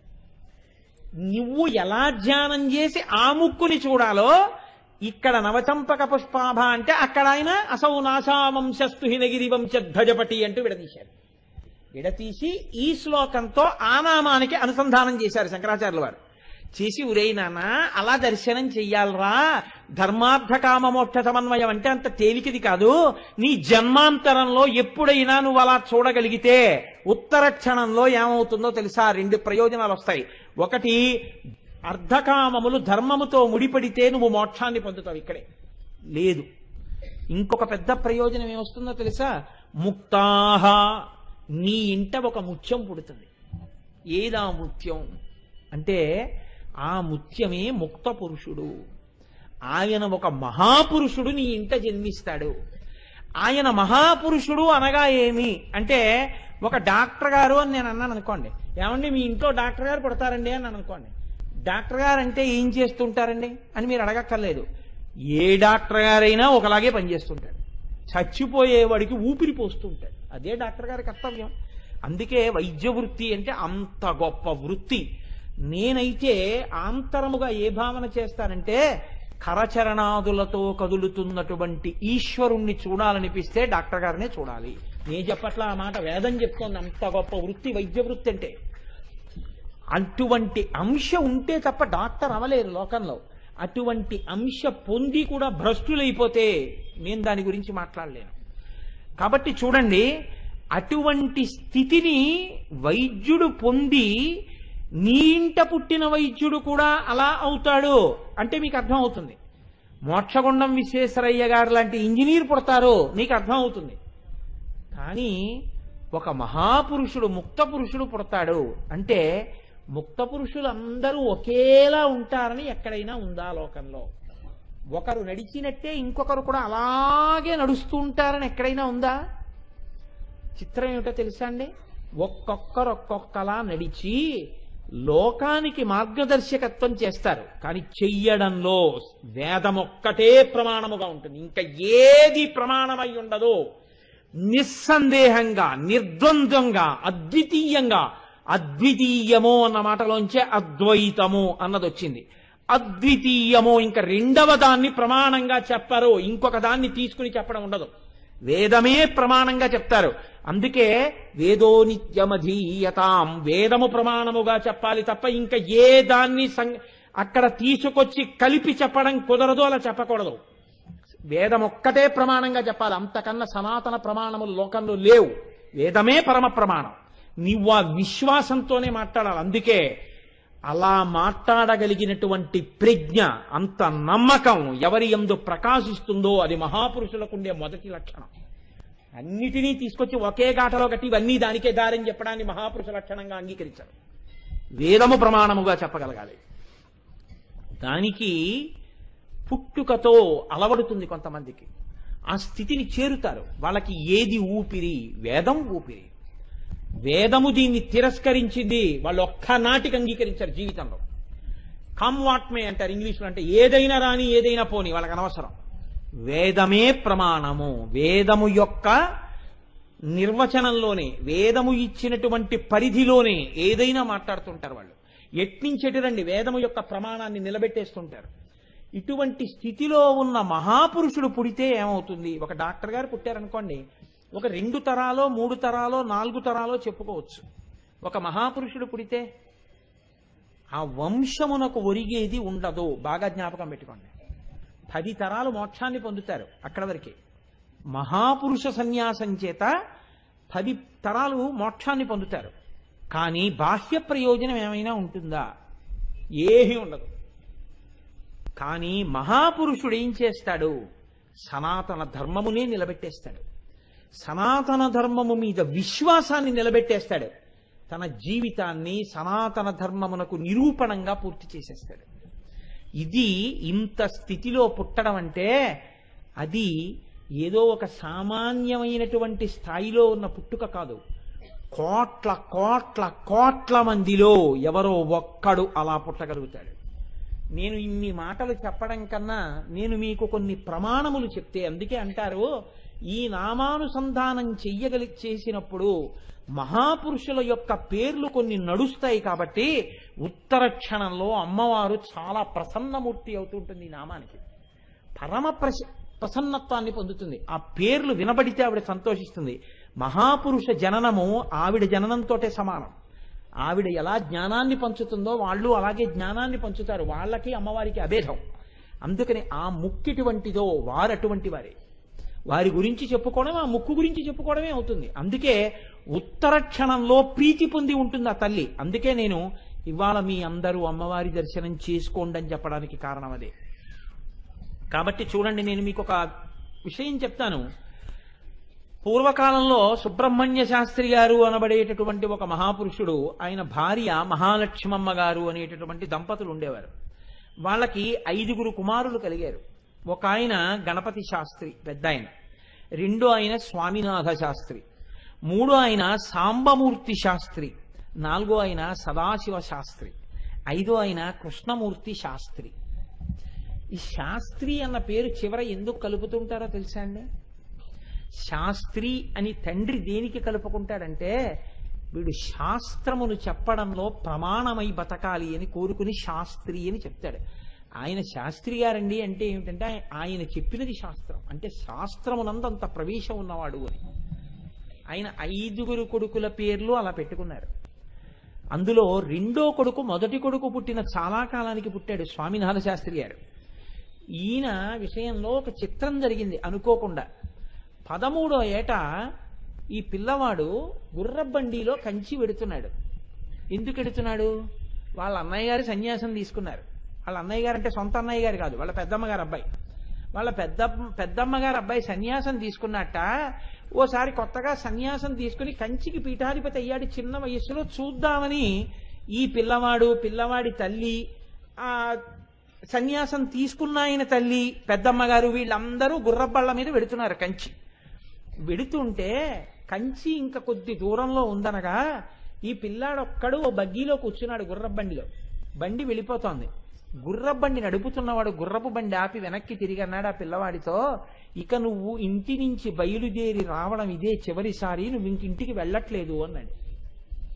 ఆ పిల్లవాడు తెల్లబోయి అన్నాడు, నేను ఇంటికి వెళ్ళటలేదా, నేను మా అన్నయ్య సన్యసించాడని చూడ్డానికి వస్తున్నాను, నేనెందుకు వెళ్ళను, మా అమ్మతో వెళ్ళిపోతాను మళ్ళీ అన్నాడు.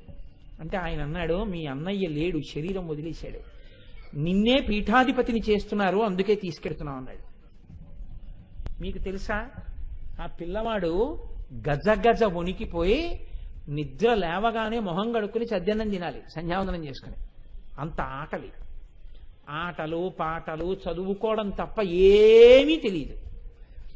నేను సన్యాసం ఏమిటి, కామకోటి పీఠానికి పీఠాధిపత్యం ఏమిటని ఏం చెయ్యాలో తెలియక ఒళ్ళు వణికిపోయి ఏడుస్తూ గొంతు కూర్చుని బండిలో దూకిలేక జోరుగా వెళ్ళిపోతున్న బండిలో వణికిపోతూ శ్రీరామ శ్రీరామ శ్రీరామ శ్రీరామ శ్రీరామ అంటూ కూర్చున్నారు. కంచి పీఠం వచ్చింది. బగ్గీవాడు చెప్పింది అబద్ధమైతే బాగుండు అనుకుంటూ దిగారు. తన అన్నగారు ఎవరి దగ్గర పీఠాధిపత్యం తీసుకున్నారో ఆ మహానుభావుడు, ఆ పెద్ద గురువు గారికి మశూచి వ్యాధి వచ్చి శరీరం వదిలేరు. మశూచి వ్యాధి వచ్చిందని ఎవరూ లోపలికి వెళ్ళి సేవ చేయకపోతే ఆయన శిష్యుణ్ణి కదా, నిన్న మొన్ననే పీఠాధిపత్యం పుచ్చుకున్నాను, అయినా గురుసేవ దొరుకుతుందా అని వీళ్ళ అన్నగారు చిన్నపిల్లాడు లోపలికి వెళ్ళి ఆయనకి సేవ చేస్తే ఈ పిల్లాడికి మశూచి వచ్చి ఇద్దరూ శరీరం వదిలేశారు. ఇప్పుడు ఆ పీఠానికి పీఠాధిపతి లేడు. ఈ పిల్లాడికి సన్యాసం ఇచ్చేస్తా ఉన్నారు దిగ్గానే. నువ్వే ఉత్తర పీఠాధిపతి కావాలని నిర్ణయం జరిగింది, అందుకని నీకు ఇస్తున్నామన్నారు. మీకు తెలుసా, ఆ పిల్లాడికి సన్యాసం అంటే ఏమిటో తెలియదు. వాళ్ళ అమ్మగారు వచ్చి ఇది విని ఏడిచారు గుండెలు బాదుకుని. వాళ్ళ నాన్నగారు విని ఇది దైవ సంకల్పము, సరే సన్యాసం ఇమ్మన్నారు. ఆయనే 13వ ఏట సన్యాసం తీసుకుని శతాయుష్కులై సనాతన ధర్మం కోసం జీవితాన్ని పణంగా పెట్టి తన శరీరంలో అనేక వ్యాధులు పొటమరించిన ఎన్నడూ శరీరం కోసం చూసుకోకుండా ఆసేతులు హిమాచల పర్యంతము పాదచారి అయి పర్యటించి సనాతన ధర్మాన్ని పరిఢవిల్ల చేసి ఎన్నో దేవాలయాలకి కుంభాభిషేకాలు చేసి ఎన్నో చోట్ల చక్రాలు వేసి ఎన్నో విషయాల మీద అనుగ్రహ భాషణం చేసి ఈ శతాబ్దపు నిజమైన సన్యాసి అని కీర్తికాంచి నడిచే దేవుడని పేరు పొందిన మహాపురుషుడు చంద్రశేఖర పరమాచార్య స్వామి. ఇప్పుడు చెప్పండి, ఒక గురువు దగ్గర చదువుకోలేదు ఆయన. కనీసం సన్యాసం ఎలా ఉంటుందో, పీఠాధిపతి ఎలా ఉండాలో గురువు లేడు చెప్పడానికి. 13వ ఏట సన్యాసం. అటువంటి స్థితిలో సన్యసించినటువంటి వ్యక్తి సన్యాసం తీసుకున్న తర్వాత నేర్చుకున్నారు కావ్యనాటకాలన్నీ. ఇటువంటి మహాపురుషుడు ఎటువంటి అనుష్ఠానం చేశారో తెలుసా అండి? అది జన్మతః రావడం అంటే. పీఠాధిపతి అయిపోవడం అంటే మాటలు కాదండి, ఎంత ఐశ్వర్యం ఉంటుందో పీఠానికి. ఆయన పీఠాధిపత్యం స్వీకరించినప్పుడు నలుగురు, ఒక అన్నయ్య, ముగ్గురు తమ్ముళ్ళు, ఒక్క చెల్లెలు, 5గురి తర్వాత లలితాంబ అని పేరు ఆవిడికి. ఈ లలితాంబిక దరిద్రురాలు. దరిద్రురాలు అంటే నా ఉద్దేశం నిర్ధనురాలు, పెద్ద ఐశ్వర్యవంతురాలు కారావిడ. ఆవిడ అయ్యో ఒక్కగానొక్క చెల్లెలు కదా మీకు, ఆమె పాపం నిర్ధనురాలై బాధపడుతోంది, ఇంట్లో అవసరాలు కూడా తీరట్లేదు. మహానుభావ మీరు అంగీకరిస్తే మీకు ఎందరో శిష్యులున్నారు, వీళ్ళందరూ స్వామివారి చెల్లెలు ఇబ్బందుల్లో ఉన్నారని చెప్పి మేము అడిగితే చందాలు ఇస్తారు, ఆ డబ్బు మేము పట్టుకెళ్ళి ఆవిడికి ఇద్దాం అనుకుంటున్నాం. పూర్వాశ్రమంలో మీ చెల్లెలే కదా, మీరు అంగీకరిస్తే ఈ పని చేద్దాం అనుకుంటున్నాం అన్నారు. సత్యదండం పట్టుకుని కూర్చున్నాడు చిన్న పిల్లాడు. అప్పటికి ఎంతో వయస్సు లేదు, 20 దాటి ఉంటాయి. ఆ సత్యదండం పట్టుకుని ఆ అడిగిన వ్యక్తి వంక చూసి అన్నాడు, ఇలా నిర్ధనత్వంతో కష్టపడడానికి హేతువైన కర్మ ఈ జన్మలో అనుభవించేస్తే అయిపోదు అన్నాడు. అంతే. ఎన్నడూ నయా పైసా ఇప్పించలేదు ఆయన. ఎవరు ఉండగలరు నాకు చెప్పండి అలాగా? 13వ ఏట సన్యసించి నా వారన్న వారి మీద మమకారం లేదు. మమకారం అంటూ ఉంటే ముఖ్యులంతే. ఎవరు ఈశ్వర మార్గంలో ఉన్నారో వాళ్ళ కోసమే ఆ జీవితం పణంగా పెట్టేశారు మహానుభావుడు. అటువంటి వ్యక్తి సాంబమూర్తి శాస్త్రి గారని ఆయన యొక్క తమ్ముడు కొన్నాళ్లు గౌరవ మేనేజర్గా పనిచేశారు. ఆయన తిరువడైమరుదూరు అనబడేటటువంటి ఊర్లో ఉండేవారు. ఆయనకి ఉండడానికి ఇల్లు లేకపోతే ఆయన శిష్యులందరూ కలిసి 42,000 రూపాయలు వసూలు చేశారు. వసూలు చేసి ఆయనకి ఇల్లు కట్టిద్దాం అనుకుంటున్న సమయంలో ఆయన అన్నారు, నా మనవరాళ్ల పెళ్లిళ్ళు చెయ్యాలి, ఇక్కడ నేనేం చేస్తాను, నేను కూడా ఈ తిరువడైమదనూరు వదిలిపెట్టి చెన్నై వెళ్ళిపోదాం అనుకుంటున్నాను చెన్నపట్నానికి, అందుకని మీరు నాకు ఆ డబ్బు ఇచ్చేస్తే నేను ఆ డబ్బు అట్టుకెళ్ళి చెన్నైలో పిల్లల పెళ్లిళ్ళో ఏదో చేస్తానన్నారు. పరమాచార్యులు వారిని వచ్చి అడిగారు. అప్పటికి ఇంకా జయేంద్ర సరస్వతి స్వామి వారు పీఠాధిపత్యానికి రాలేదు. అడిగితే పరమాచార్యుల వారు అన్నారు, మీరు ఏమని చెప్పి వసూలు చేశారా డబ్బని అడిగారు. ఆయనకి తిరుమడై నదూరులో ఇల్లు కట్టుకోవడానికి అని వసూలు చేశామన్నారు. అతను ఉంటే అక్కడ ఇల్లు కొని ఇవ్వండి, అతను అక్కడ ఉండనంటే ఎవరు ఎంత ఇచ్చారో ఆ డబ్బు వాళ్ళది తిరిగి ఇచ్చేసేయండి. ఏ ప్రయోజనానికని మీరు పుచ్చుకున్నారో దానికే వాడండి, వేరొక ప్రయోజనానికి వాడే అధికారం మీకు లేదని చెప్పారు. ఇది పరమాచార్య. నేను ఎందుకు చెప్తున్నానంటే ఈ మాటలు, ఎవరాయనికి శిక్షణనిచ్చారండి? ఇది అమ్మవారి అనుగ్రహం అంటే. సంఘం పెట్టుకోవడానికి ఎవడైనా పెట్టుకుంటాడండి, నిస్సంగి కావడానికి ఈశ్వరానుగ్రహం ఉండాలి, నిస్సంగి అయి బతకడానికి పరమేశ్వరుడి యొక్క అనుగ్రహం ఉండాలి. ఎప్పుడు సంఘంతో బతకడానికి సంసారం అన్న అజ్ఞానం చాలు. మీకు చాలా ఆశ్చర్యకరమైనటువంటి విషయం ఏమిటంటే, ఒక్కగానొక్క చెల్లెలు ఆ లలితాంబికకి డబ్బు ఇవ్వలేదు. సువాసిని పూజకి గౌరీ పూజకి పిలిచేవారు ఎప్పుడైనా, అది కూడా ఆ సంఘం వాళ్ళు ఒప్పుకుని పిలిస్తే అంతే, పరమాచార్య అంగీకరించేవారు కాదు. మీకు అన్నిటికన్నా ఆశ్చర్యకరమైన విషయం ఏమిటంటే, ఆఖరి తమ్ముడు కుంజు శాస్త్రిని పిలిచేవారు ఆయన్ని, ఆ మహానుభావుడు కృష్ణమూర్తి శాస్త్రి గారిని. ఆయన ఋగ్వేదంలో మహాదిట్ట. ఆయన దగ్గరే జయేంద్ర సరస్వతి స్వామి వారు ఋగ్వేదం నేర్చుకున్నారు. ఋగ్వేదం నేర్చుకుని జయేంద్ర సరస్వతి స్వామి వారికి కంచి పీఠాధిపత్యం చంద్రశేఖర పరమాచార్య స్వామి వారు ఇచ్చిన తర్వాత ఒక ఆశ్చర్యకరమైన సంఘటన జరిగింది.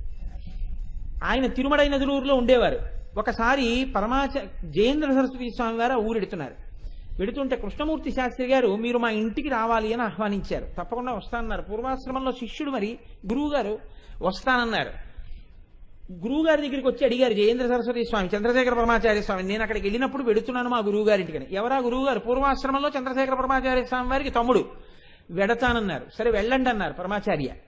ఏమనుకున్నారో ఆఖరణ నేనే వెడుతున్నాను మీరుండండి అన్నారు. అని మీరుండండి అంటే నేను వారి మీద గౌరవం కొద్దీ అలా అంటున్నాను, నువ్వుండనే అంటారు కదా శిష్యుణ్ణి అని ఆయనే బయలుదేరారు. బయలుదేరి వెళ్ళిన తర్వాత కృష్ణమూర్తి శాస్త్రి గారింటికి పరమాచార్యులు వారు వెళ్ళారు. పూర్వాశ్రమంలో తమ్ముడు. పరమాచార్య ఎక్కువ మాట్లాడరు. ఆయన సత్యదండం పట్టు కూర్చున్నారు. ఇలాగ కూర్చుంటే మరదలు, పూర్వాశ్రమపు మరదలు ఆ సంసారం కష్టాలు అన్నీ చెప్తున్నారు. అన్నీ విన్నారు, ఏమీ మాట్లాడలేదు, లేచి వచ్చేస్తున్నారు. లేచి వచ్చేస్తుంటే అక్కడ ఉన్నటువంటి శిష్యులు కొంతమంది, జయేంద్ర సరస్వతి స్వామి వారు వస్తారు కదా, అంత వేదం నేర్పారు కదా, ఆయన చేత బహూకరింప చేద్దామని చెప్పేసేసి మేము కొంత ద్రవ్యాన్ని సిద్ధం చేశామని ఒక బుట్ట చూపించారు.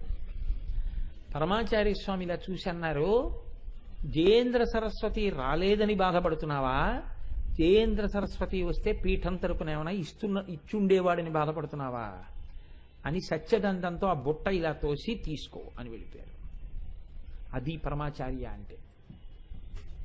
Paramacharya is Paramacharya, unparalleled. ఆయనతో పోలిక పోల్చడం ఎవరి పట్ల కుదరదు. అంత నిస్సంగి. ఏ కాషాయం కట్టారో ఆ కాషాయానికి అలా కట్టుబడిపోయారు. పరమాచార్య యొక్క శక్తి అంటే ఎటువంటిదో తెలుసా అండి? సామాన్యం కాదు. ఆయన అమ్మవారైపోయారు అంతే. కరచరణాదులతో కదిలిన అమ్మవారైన. అది నేను ఎందుకు ఇంత గుండెలు బాదుకుని చెప్తున్నానంటే, ఇవాళ అమ్మవారి ముక్కు అంటే అది మాటలు కాదు. ఆ తల్లి ముక్కు వంక చూస్తే అంతటి మహాపురుషుడు జన్మిస్తాడు. మామూలుగా ఒక ఐఏఎస్ ఆఫీసర్ పుట్టడం గొప్ప కాదు, లేకపోతే ఓ ఇంజనీర్ పుట్టడం గొప్ప కాదు, ఇంకా కొంచెం పుణ్యం ఉంటే ఓ డాక్టర్ పుట్టడం గొప్ప కాదు, ఒక పరమాచార్య పుట్టడం గొప్ప. ఆ పుణ్యం ఎక్కడి నుంచి వస్తుందంటే అమ్మవారి ముక్కు దర్శనంలోంచే వస్తుంది. కాబట్టి చూడండి, పూర్వం మాయావరం శివరామకృష్ణ శాస్త్రి గారని చెప్పి సంస్కృత భాగవతం అంతా ఆయనకి కంఠోపాఠం, పుస్తకం అక్కర్లేకుండా ఆయన శ్లోకాలు వ్యాఖ్యానం చెప్పేవారు అద్వైత పరంగా. అంతటి మహానుభావుడు. విశిష్టాద్వైత సంప్రదాయంలో ఒక మహానుభావుడు ఉండేవారు, ప్రతివాద భయంకర అనంగాచార్య స్వామి వారిని. ఇద్దరూ ఒకసారి పరమాచార్యులు వారి దర్శనానికి వచ్చారు. పరమాచార్యుల వారి విషయంలో ఉన్న గొప్పతనం ఏమిటంటే, వైష్ణవులు అలాగే ప్రేమించారు, అద్వైతులు అలాగే ప్రేమించారు, అన్ని సంప్రదాయాల వాళ్ళు ఆయన్ని ప్రేమించారు. ఇద్దరూ వచ్చారు ఆయన దర్శనానికి. వస్తే ఒకరినొకరిని చూసి పలకరించి పరవశించిపోయి కూర్చోబెట్టారు. కూర్చోబెట్టి, ఏది శివరామకృష్ణ శాస్త్రి గారు భాగవతం చెప్పండి అన్నారు. ఆయన పొంగిపోయి భాగవత శ్లోకాలు, దానికి అద్వైత వ్యాఖ్యానం చెప్తున్నారు. ఆయన చెప్తున్న వ్యాఖ్యానం విని సహృదయుడు కనుక ఈయన కళ్ళంబట నీళ్లు పెట్టుకుని పరవశించిపోతూ వింటున్నారు అనంగనాచార్యుల వారు. ఇద్దరిని చూస్తూ పరవశించిపోతున్నారు పరమాచార్యుల వారు. 6 అయిపోతోంది. ఇంకా లోపలికి వెళ్ళి సంధ్యాదీపం చూసి అనుష్ఠానానికి వెళ్ళిపోతారు. ఈలోగా తమ్ముడు అక్కడ నిలబడి ఉన్నాడు, కృష్ణమూర్తి శాస్త్రి గారు. దేనికి అంటే, ఎల్లాగో అలా కొంచెం కంచి పీఠం మేనేజర్ గారితో చెప్పించుకుని ఒక 20,000 రూపాయలు పీఠం తరపున బుచ్చుకుని కొడుక్కి ఉపనయనం చేద్దామని నిలబడి ఉంటే ఇంకా లేచి వెళ్ళిపోతున్నారు పరమాచార్య. సొంత తమ్ముడు అన్నయ్య అయినా మాట్లాడడం అంటే తేలిక కాదు. ఆయన వచ్చారు, మీతో ఏదో మాట్లాడతారన్నారు. ఏమి అన్నారు. గబగబా వెళ్ళి, ఉపనయనం చేసుకుంటారట, కొడుకు ఉపనయనానికి శాస్త్ర ప్రకారం చేయడానికి 20,000 రూపాయలు అవుతుందట, పీఠం తరపున సహాయం చేయమని అడగడానికి వచ్చారు అన్నారు. అంటే పరమాచార్య స్వామి వారు ఇలా చూసి అన్నారు, కంచి పీఠం తరపున ధర్మోపనయనాలు చేస్తూ ఉంటాంగా ఉచితంగా, అందులో ఆ పిల్లవాడికి కూడా చేయండి అని వెళ్ళిపోయారు. అది పరమాచార్య. అటువంటి మహానుభావుడు మాయావరం శివరామకృష్ణ శాస్త్రి గారికి ఒకానొకప్పుడు జ్ఞాపక శక్తి పోయింది. భాగవతం అంతా సంస్కృత శ్లోకాలు చెప్పగలరు పుస్తకం లేకుండా. అటువంటి ఆయనకి మరుపు వచ్చింది, ఏమీ గుర్తుండేది కాదు. ఆయన ఏడుస్తూ పరమాచార్య స్వామి వారి దగ్గరికి వెళ్ళారు. వెడితే పరమాచార్య స్వామి వారు నువ్వేం బెంగ పెట్టుకోకని కూర్చోపెట్టి 7 రోజులు ఆయన భాగవతం చెప్పారు ఆయనకి. 7వ రోజు భాగవతం వినడం పూర్తయ్యేటప్పటికి ఆయనకి జ్ఞాపక శక్తి అంతా వచ్చేసింది. అది పరమాచార్య అంటే. నడిచే దేవుడండి. ఆ ఉపాసన చేసి అమ్మవారయ్యాడు మహానుభావుడైన. అటువంటి వారు ఆ రోజుల్లో భారతదేశమంతా వేదాంత శాస్త్రమునందు కీర్తి గడించినటువంటి వారు, మహామహోపాధ్యాయ బిరుదాంకితులు ఎస్ఆర్ కృష్ణమూర్తి శాస్త్రి గారు అనేటటువంటి ఆయనకి కూడా జ్ఞాపక శక్తి పోతే పరమాచార్య స్వామి వారు సంకల్ప మాత్రం చేత మళ్ళీ జ్ఞాపక శక్తిని ఇచ్చారు. అంతటి మహానుభావుడు పరమాచార్య స్వామి వారంటే. ఎంత నిస్సంగియో తెలుసా అండి. నాకు చదివినప్పుడల్లా కళ్ళ నీళ్లు వస్తాయి నిజంగా. 1929 సంవత్సరంలో ఆయన తిరువణ్ణామలైలో ఉన్నారు. అప్పటికి ఇంకా నవయవ్వనంలో ఉన్న పిల్లవాడు. సంచారంలో ఉన్నారు. ఉన్న ఒకే ఒక్క విడిది. ఆ విడిదిలో కూర్చుని ఉన్నారు. బయట మేనేజర్ గారు కూర్చున్నారు, విశ్వనాథ అయ్యర్ గారు కూర్చునుంటే ఎక్కడి నుంచో ఒక ఆడావిడ వచ్చారు. వచ్చి ఆవిడ ఏడుపు వినపడుతోంది పరమాచార్యుల వారికి. నేను ఒక్కసారి స్వామివారితో ఏకాంతంగా నా కష్టాలు చెప్పుకోవాలి అన్నారు. ఆయన ఏదో ఆలోచనలో ఉండి విశ్వనాథ అయ్యర్ అన్నారు, స్వామివారు ఒక్కరే లోపల కూర్చుని ఉన్నారు, ఖాళీగానే ఉన్నారు, వెళ్ళి చెప్పుకో అన్నారు. ఈ మాట వినపడింది స్వామివారికి. ఒక్కసారి ఓ విశ్వనాథ అయ్యర్ వారు మీరు వస్తారా ముందో అని అరిచారు. నువ్వు ఉండమ్మా ఏమిటి ఇలా అరిచారని చెప్పి ఆయన లోపలికి వెళ్ళారు. ఈయన ఎప్పుడూ లేనిది గభాలన పైకి లేచి ఒంటి మీద కప్పుకున్నటువంటి ఏకవస్త్రం గుండెల మించి జారి కింద పడిపోయింది. అలా నిలబడి నేను ఎలా కనపడుతున్నాను నీకో అని అడిగారు. అడిగితే మేనేజర్ గారు అన్నారు, చూసి ఆరోగ్యంగానే కనపడుతున్నారు అన్నారు. కాదు, ఎంత వయస్సులో కనపడుతున్నాను అని అడిగారు. నవయవ్వనంలో ఉన్నారు అన్నారు. కనపడుతున్నానా? నేను ఎక్కడికైనా వెడితే ఏమని పిలుస్తారో? కంచి పీఠాధిపతులు శంకరాచార్యుల వారు మహానుభావుడు చంద్రశేఖరేంద్ర సరస్వతి స్వామి వారు వచ్చారని చెప్తారు. నా పేరు చూడగానే, నన్ను చూడగానే శంకరాచార్యులు వారిని జ్ఞాపకం తెచ్చుకుంటారు. నేను తప్పు చేయకపోయినా యవ్వనంలో నేనుండగా ఒక్క ఆడది నా దగ్గరికొచ్చి ఒక్క ఆడపిల్ల మాత్రమే నాతో ఎన్నడూ మాట్లాడకూడదు. నా పేరు ముందున్న శంకరాచార్యుల వారి యొక్క పేరు గౌరవం నా వల్ల ఎన్నడూ మాయకూడదు. ఎప్పుడైనా ఒక ఆడది నాతో మాట్లాడవలసి వస్తే తల నిరిసిపోయిన వగ్గైనా అయి ఉండాలి. ఆడదైతే పక్కన మగవాడు భర్తో, అన్నో, తమ్ముడో ఎవరో ఒకరు ఉండాలి. ఒక్క ఆడదాన్ని మాత్రం కన్నుల్లోకి చూస్తూ నేను మాట్లాడిన ఇంకెప్పుడు పంపకని చెప్పారు. నేను నిజాయితీగా ఉండడం కాదయా, నన్ను చూడగానే ఏ శంకరాచార్యులు వారిని జ్ఞాపకం తెచ్చుకుంటున్నారో ఆయన మర్యాద నిలబడాలి. నేను అలా నడిచినందుకు, అలా బట్ట కట్టుకుని నడిచినందుకు. అలా నేను నడవలేనప్పుడు ఆయనకి నా వల్ల అగౌరవం వస్తుంది. ఇంకెప్పుడు పంపకలాగా. ఈనాడు చెప్తున్నాను, నాకు 60వ సంవత్సరం పూర్తయ్యే వరకు పంపకని చెప్పారు. అది పరమాచార్య అంటే. అంతటి నిష్ఠ. చాలా చిన్న వయస్సులో సన్యసించిన కారణం చేత సత్యదండం పట్టుకోవడం మరిచిపోతుండేవారు. మరిచిపోయి సత్యదండం ఎక్కడో పెట్టి గబుక్కుని వెళ్ళిపోతుండేవారు. ఆ పీఠాన్ని నమ్ముకున్న ఒక వృద్ధుడు అన్నాడు, మీరు నన్ను క్షమించగలిగితే, మీరు పూర్ణజ్ఞాని అయిన తర్వాత మీ కాళ్ల మీద పడి నేను క్షమార్పణ చెప్పుకుంటాను. పీఠ గౌరవం మీరు పట్టుకునే సత్యదండంలో ఉంది. మీరు సన్యాసి, చేతిలో సత్యదండం పట్టుకుని నడవాలి. గృహస్థుకు యజ్ఞోపవీతం ఎటువంటిదో మీకు సత్యదండం అటువంటిది. మీరు దండం విడిచిపెట్టి నడుస్తున్నారు చేతులూపుకుంటూ. అలా వెళ్ళకూడదు, మీరు సత్యదండం పట్టుకుని నడవండి. నేను ఇలా మీకు చెప్పినందుకు నేను క్షమార్పణ కోరుకుంటాను ఒకనాడన్నారు. ఆయన 2 రోజులు పోయిన తర్వాత పిల్లవాడండి పరమాచార్యుల వారు, 15 ఏళ్ళు. పరమాచార్యుల వారి జీవితం చదివితే కళ్ళమ్మ నీళ్లు వస్తాయి. అఖిలాండేశ్వరి తాటంకాలకి పునఃప్రతిష్టకి ఆయన గుళ్ళో కూర్చుంటే 8 గంటలకి అందరూ బయట బాలభోగం ప్రసాదాలు తింటున్నారు. అమ్మ పెట్టిన సద్దెన్నం గుర్తొచ్చింది ఆయనకి. ఆకలితో కడుపు నకనకలాడిపోతున్నా ఇవాళ నా ధర్మం సన్యాస ధర్మం అని గుక్కెడు గంగ నోట్లో పోసుకోలేదు ఆయన. ఆ వయస్సులో వచ్చింది ఆయనకి ఆ శక్తి. తనంత తాను విధించుకున్నటువంటి ధర్మశాసనం, ధర్మాకృతి అయి బతికారు మహానుభావుడు. అలా వెళ్ళిపోయారు. కాబట్టి చూడండి, ఆయన ఎంతటి ధర్మాన్ని పాటించేవారంటే ఆ రాత్రి ఆయన చెప్పిన ఆయన లోపలికి వెళ్ళేటప్పటికీ సత్యదండాన్ని ఒక షాటీతో కట్టుకు పడుకుని ఉన్నారు నడువుకి. ఆయన చూసి మర్నాడు అడిగారు, సత్యదండాన్ని నడువు కట్టుకు పడుకున్నారు కదా, నిద్ర ఎలా పడుతుందని అడిగారు. గృహస్థు యజ్ఞోపవీతం తీసి పడుకోడుగా, యజ్ఞోపవీతంతోనేగా పడుకుంటాడు. సన్యాసి దండాన్ని విడిచిపెట్టకూడదన్నారుగా. రాత్రి పట్టుకుని ఎలా నిద్రపోవాలో తెలియలేదు, అందుకని నడువుకేసి కట్టుకు పడుకున్నానన్నారు. అది ఆయన ధర్మావలంబనం. చంద్రమౌళీశ్వరుడికి తేనె అభిషేకం చేసి చూసిన వాళ్ళు మంచి యవ్వనంలో ఉన్నాడు, మంచి పిల్లాడు అంటారేమోనని తొందరగా వృద్ధాప్యంలో కనపడాలని జుట్టు నెరిసిపోవడం కోసమని ఆ తేనె తలకి రాసేసుకుని చాలా యవ్వనంలోనే జుట్టు నిరిసిపోయేటట్టుగా చేసేసుకున్నారు ఆయన. ఏమి మహానుభావుడండి ఆయన. ఆయనకి 75వ ఏడు దాటిపోతుండగా మత సంబంధమైన విషయాలు తప్ప ఇతర విషయాలన్నిటి మీద కార్డుబోర్డు అంటించేసి పేపర్ లోపలికి వెళ్ళేది.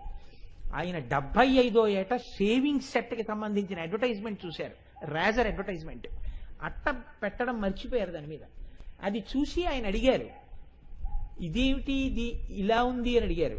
నేను చదవవలసింది కాదు కదా, కానిదైతే అట్ట అంటించేస్తారుగా, ఇది ఎందుకు ఉంచారని, ఇదేమిటి ఎందుకు ఉంచారని అడిగారు. నాకేం అర్థం కావట్లేదు, ఇది ఏమిటంటారని అడిగారు. అంటే అప్పుడు పీఠం మేనేజర్ గారు వచ్చి నాలుగు ఖర్చుకుని, క్షమించండి దాన్ని రేజర్ అంటారు అన్నారు. ఏం చేస్తారు దాంతో అని అడిగారు ఆయన. అయితే మగవాళ్ళు గడ్డం చేసుకుంటారు అన్నారు. అయితే పక్కన ఆడపిల్ల బొమ్మ వేశారు ఎందుకు అని అడిగారు ఆయన. అంటే ఈ రోజుల్లో అదో తమాషా అయిపోయిందండి, అవసరం ఉన్నా లేకపోయినా ఆడదాని బొమ్మలేసి వ్యాపార ప్రకటనలు చేస్తూ ఉంటారు అన్నారు. అని ఒక వ్యాపారవేత్త చెప్పాడు ఆయనతో. పరమాచార్య ఇలా తిరిగి అన్నారు, నా భక్తుడని పేరు చెప్పుకుని నీ వ్యాపారాన్ని వృద్ధి చేసుకున్నట్టు అన్నారు. ఎక్కడిది ఎక్కడికి చురక పెట్టారో చూడండి. భక్తి ఆత్మోద్ధరణకి పనికి రావాలి కానీ వ్యక్తిగత ప్రయోజనానికి పనికి రాకూడదు. ఎంత పెద్ద మాటలండి, ఎంతటి మహానుభావుడండి. తోటకూర పప్పు పెట్టాడండి వంటవాడు. ఒకసారి తోటకూర కూటు పెడితే తిని బాగుందయ్యా ఇది అన్నారు. రెండో రోజు వేశాడు, తిన్నారు. మూడో రోజు వేశాడు, తిన్నారు. రోజు పప్పు వేయడానికి తోటకూర ఎక్కడది అని అడిగారు. మన పీఠంలో మీ భక్తులకి చెప్పి తెప్పిస్తున్నాను అన్నాడు. ఆహా. మరునాడు భోజనం తెస్తున్నారు. ఇవాళ చెయ్యట్లేదని గోశాలలోకి వెళ్ళి ఇంత గోమయం తీసుకుని ఉసిరికాయ ఇంత గోమయాన్ని నాలుక మీద రాసి లోపలికి వెళ్ళిపోయారు. 3 రోజులు అయిపోయింది, భోజనం చేయలేదు. పీఠం మేనేజర్ గారు ఆస్థాన పండితులతో కలిసి వచ్చి అడిగారు, ఎందుకు తింటలేదని అడిగారు.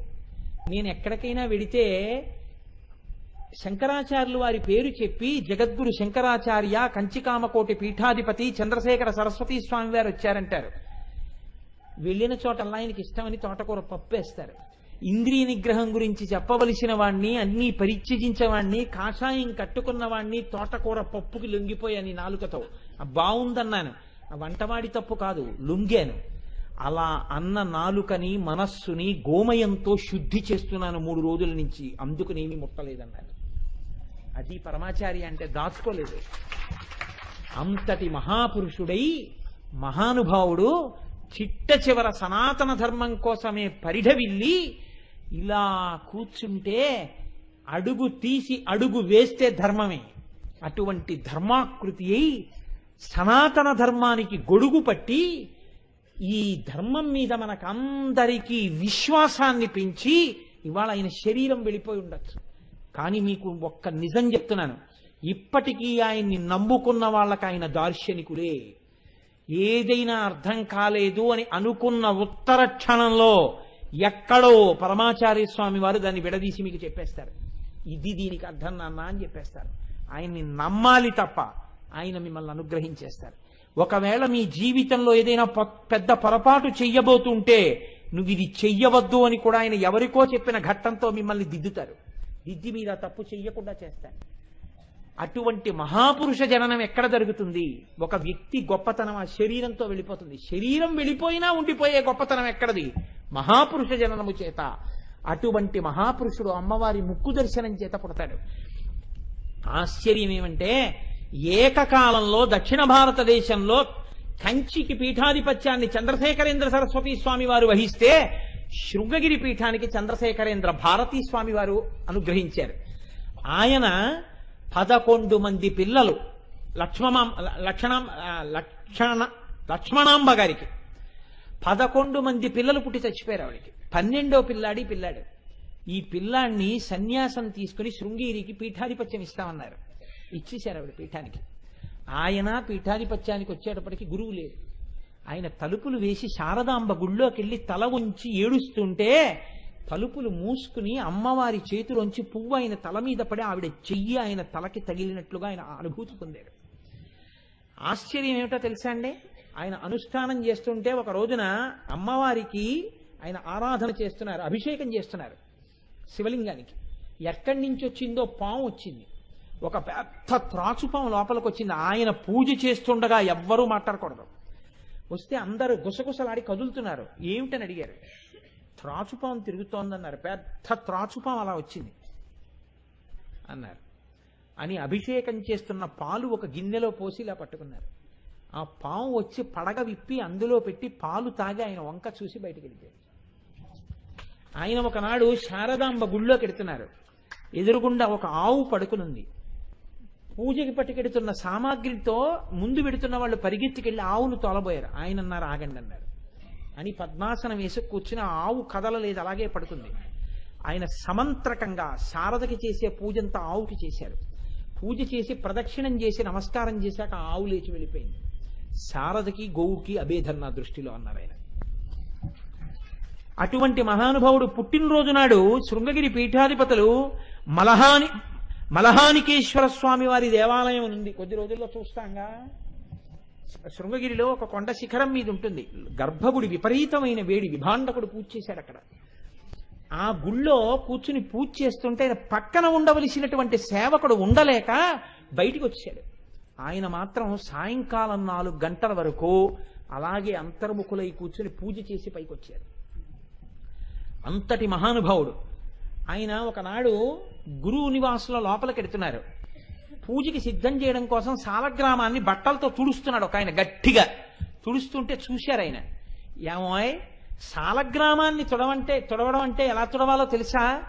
అప్పుడే పుట్టినటువంటి బిడ్డని మంత్రసాని ఎంత జాగ్రత్తగా తుడుస్తుందో అలా తుడవాలి. అది సాలగ్రామం అంటే రాయి కాదు నీ చేతి బలం చూపించడానికి, అది ఈశ్వరుడు, మెల్లగా తుడు అన్నారు. ఆయన ఎంతటి మహానుభావుడంటే చంద్రమౌళీశ్వరారాధన జరుగుతుండేది. అసుర సంధ్య వేళలో శృంగగిరి పీఠంలో అసుర సంధ్య వేళ పూజ పీఠాధిపతులు చేస్తారు. ఉదయం వేళ పీఠం వాళ్ళు చేస్తారు. చంద్రమౌళీశ్వరారాధన చేస్తున్నారు. చేస్తుంటే మారేడు దళాలు తీసి వేస్తున్నారు పీఠాధిపతులు. చంద్రశేఖర భారతీ స్వామి వేస్తుండగా నామాలు అయిపోయాయి. ఆయన ఇలా మారేడు దళం పట్టుకుని అలాగే ఉండిపోయారు. ఓ గంట నామాలు చెప్పారు, 2 గంటల నామాలు చెప్పారు. అలా చెప్తూ ఉండగా ఏమైనా కదలికి వస్తుందేమో అనుకున్నారు. 7 అయిపోయింది, 8 అయిపోయింది, 9 అయిపోయింది, 10 అయిపోయింది. అలాగే ఉన్నారు పీఠాధిపతులు. ఈయనకి బాహ్య చలనం లేదు. ఇది సమాధి అంటారు. అంటే పూరకము కుంభకము, పూరకము రేచకము ఆగిపోతాయి. లోపలికి బయటికి వెళ్ళిన ఊపిరి ఇక్కడ నిలబడిపోతుంది. అది మరణము కాదు, అది నిలబడిపోతే సమాధి అంటారు. అప్పుడు బ్రహ్మముతో ఐక్యమై సమాధి స్థితి యందు బ్రహ్మానందాన్ని పొందుతారు. అలాగే ఉండిపోయారు.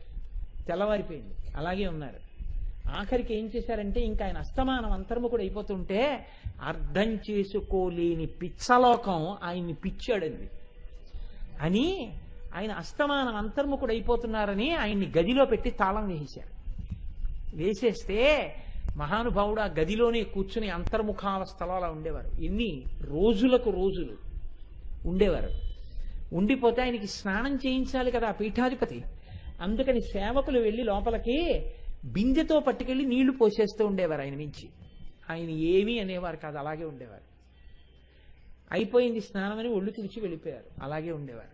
ఒకానొకప్పుడు నేను మీకు పరమ సత్యాలు చెప్తున్నాను ఇవాళ, నేను ఏ అబద్ధం చెప్పట్లేదు. ఆయన వ్యక్తిగత సహాయకుడు ఒకడు గది బయట పడుకున్నాడు, లోపల ఆయన పడుకున్నాడు. ఒక రాత్రి వేళ గంధర్వగానం వినపడింది. అతనికి తెలివొచ్చింది. ఏమిట్రా లోపల గానం వినపడుతోంది, ఎప్పుడు ఇలా కూర్చుని ఉంటారు కదా అనుకున్నారు. అనుకుని మెల్లిగా తలుపు తీసి చూశారు. ఆయన నటరాజ స్థాయిలో నటరాజులా నిలబడి ఉన్నారు. విచిత్రం ఏమిటంటే గదిలో దీపం కూడా లేదు, లోపల గాఢాంధకారం.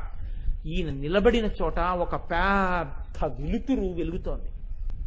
ఒంటి నిండా విభూతితో ఉన్నారు, పరమతేజోమయమూర్తిగా ఉన్నారు. చుట్టూ పాటలు ఢమరుకలు వినపడుతున్నాయి, ఎవ్వరు లేరు, గాఢాంధకారం. మళ్ళీ తలుపేసొచ్చి పడుకున్న ఆ సేవకుడికి నిద్ర పట్టలేదు. ఆయనకి పిచ్చెక్కిందనుకుని ప్రభుత్వం పిచ్చిని కుదిర్చే వైద్యుల్ని పంపింది. ఆయన బహిర్ముఖుడైతే ఆయనతో మాట్లాడదామని డాక్టర్లు కూర్చున్నారు. 7 రోజులైంది, 8 రోజులైంది, 9 రోజులైంది, ఆయన బహిర్ముఖులు కాలేదు. కాకపోతే డాక్టర్లు వెళ్ళిపోతున్నారు ఇంకా రిపోర్ట్ ఇద్దామని. వాళ్ళు వెళ్ళిపోతూ ఆయన ఉన్న ప్రదేశం ముందుకు వచ్చారు. ఆయన బహిర్ముఖులే, ఆ డాక్టర్ గారు వచ్చారు కదా లోపలికి పంపండి అన్నారు. ఆశ్చర్యపోయా డాక్టర్ గారు లోపలికి వెళ్ళారు. కూర్చోండి అన్నారు, కూర్చున్నారు. మీ అమ్మగారి కడుపు నొప్పి ఎలా ఉందని అడిగారు ఆయన. చల్లపోయాడు డాక్టర్ గారు. ఎప్పుడో వచ్చారు ఆయన జరిగి 42 సంవత్సరముల పీఠాధిపత్యం చంద్రశేఖరేంద్ర భారతి.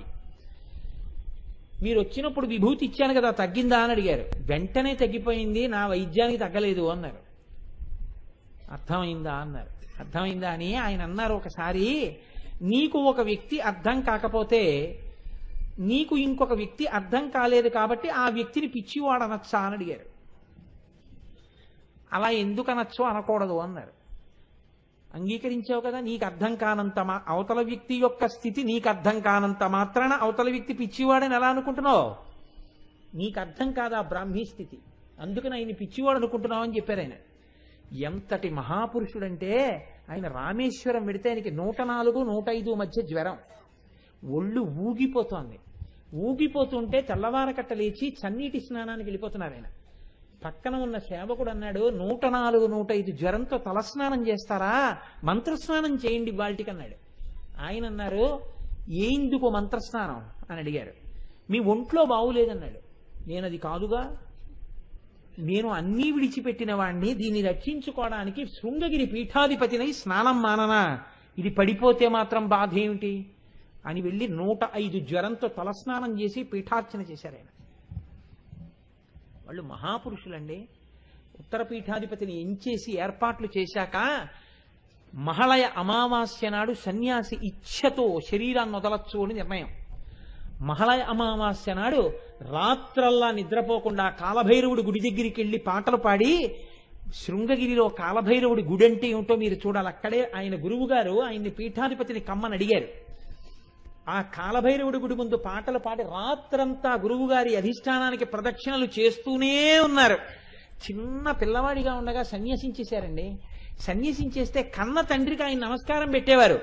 ఈయన సన్యాసం తీసుకోగానే తండ్రి గారు వచ్చి ఆయనకి సాష్టాంగ నమస్కారం చేస్తుంటే, తండ్రి నమస్కారం చేస్తుంటే దాన్ని పుచ్చుకోవడానికి ఇబ్బంది పడి ఆయన గభాల పీఠం నుంచి లేచి వెళ్ళి తన గురువు గారికి నమస్కారం చేస్తూ నిలబడేవారు.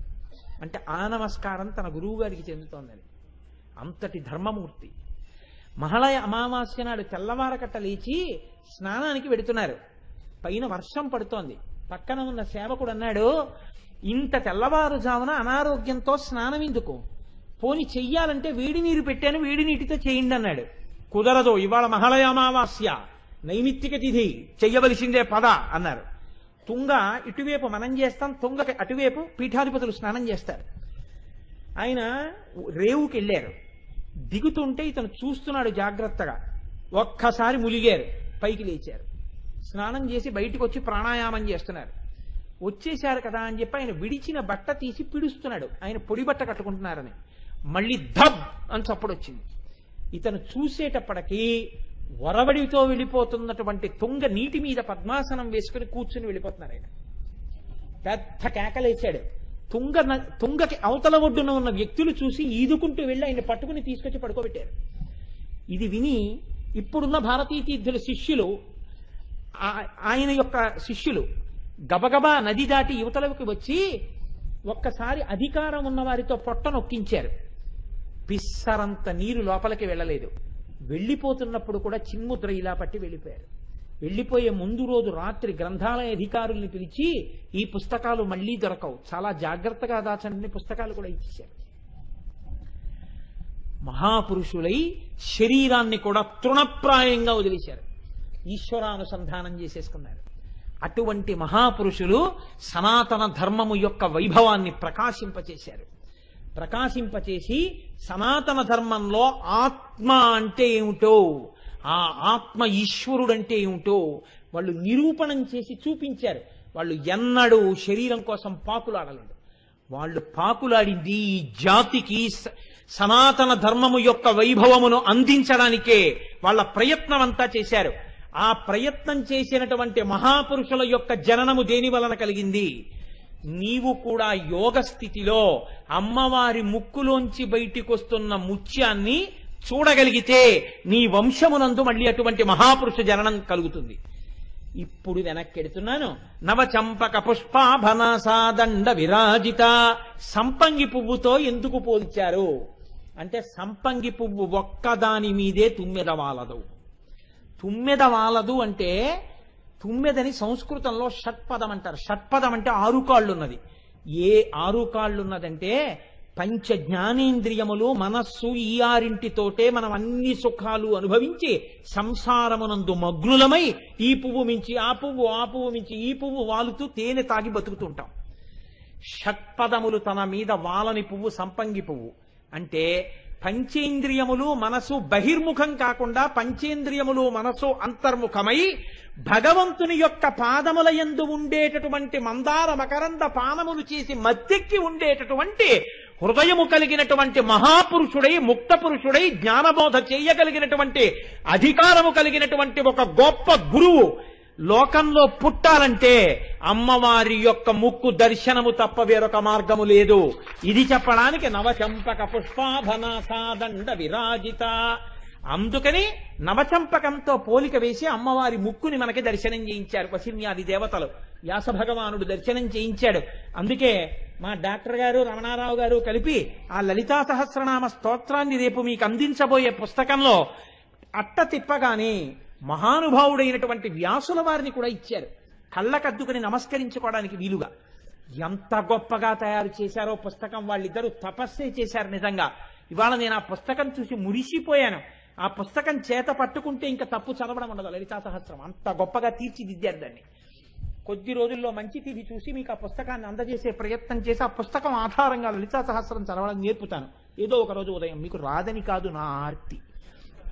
కనుక అందుకని శంకరులు అంటారు వెదురుదండంతో పోలుస్తారు, వసిన్యాది దేవతలు నవచంపకంతో పోలుస్తారు. సనాతన ధర్మమునందు అలా మహాపురుష జననం జరుగుతూ మనకి బోధ చేసి ఎప్పుడూ మనం సనాతన ధర్మాన్ని వేదాన్ని ప్రమాణములుగా అంగీకరించి బతకగలిగినటువంటి స్థైర్యము ప్రోధి చేయగలిగినటువంటి మహాపురుష జననమునకు ఆలంబరమైనటువంటి ఆ తల్లి ముక్కు దర్శనము చేత మనందరికీ కూడా అటువంటి వైభవము చిక్కి అంత భక్తి తత్పరులతో సనాతన ధర్మము పరిఢవిల్లుగాక. అంతటి భక్తి తత్పరులై యశోవిరాజితులైన బిడ్డలు అందరికీ జన్మించదరుగాక అని ఆ తల్లి అనుగ్రహించాలి అని ఆ జగదంబ పాదములు పట్టి ప్రార్థన చేస్తూ ఇవాళ నా ప్రార్థన ఏమిటి అంటే ఇది మనందరినీ ఉద్ధరించే నామం.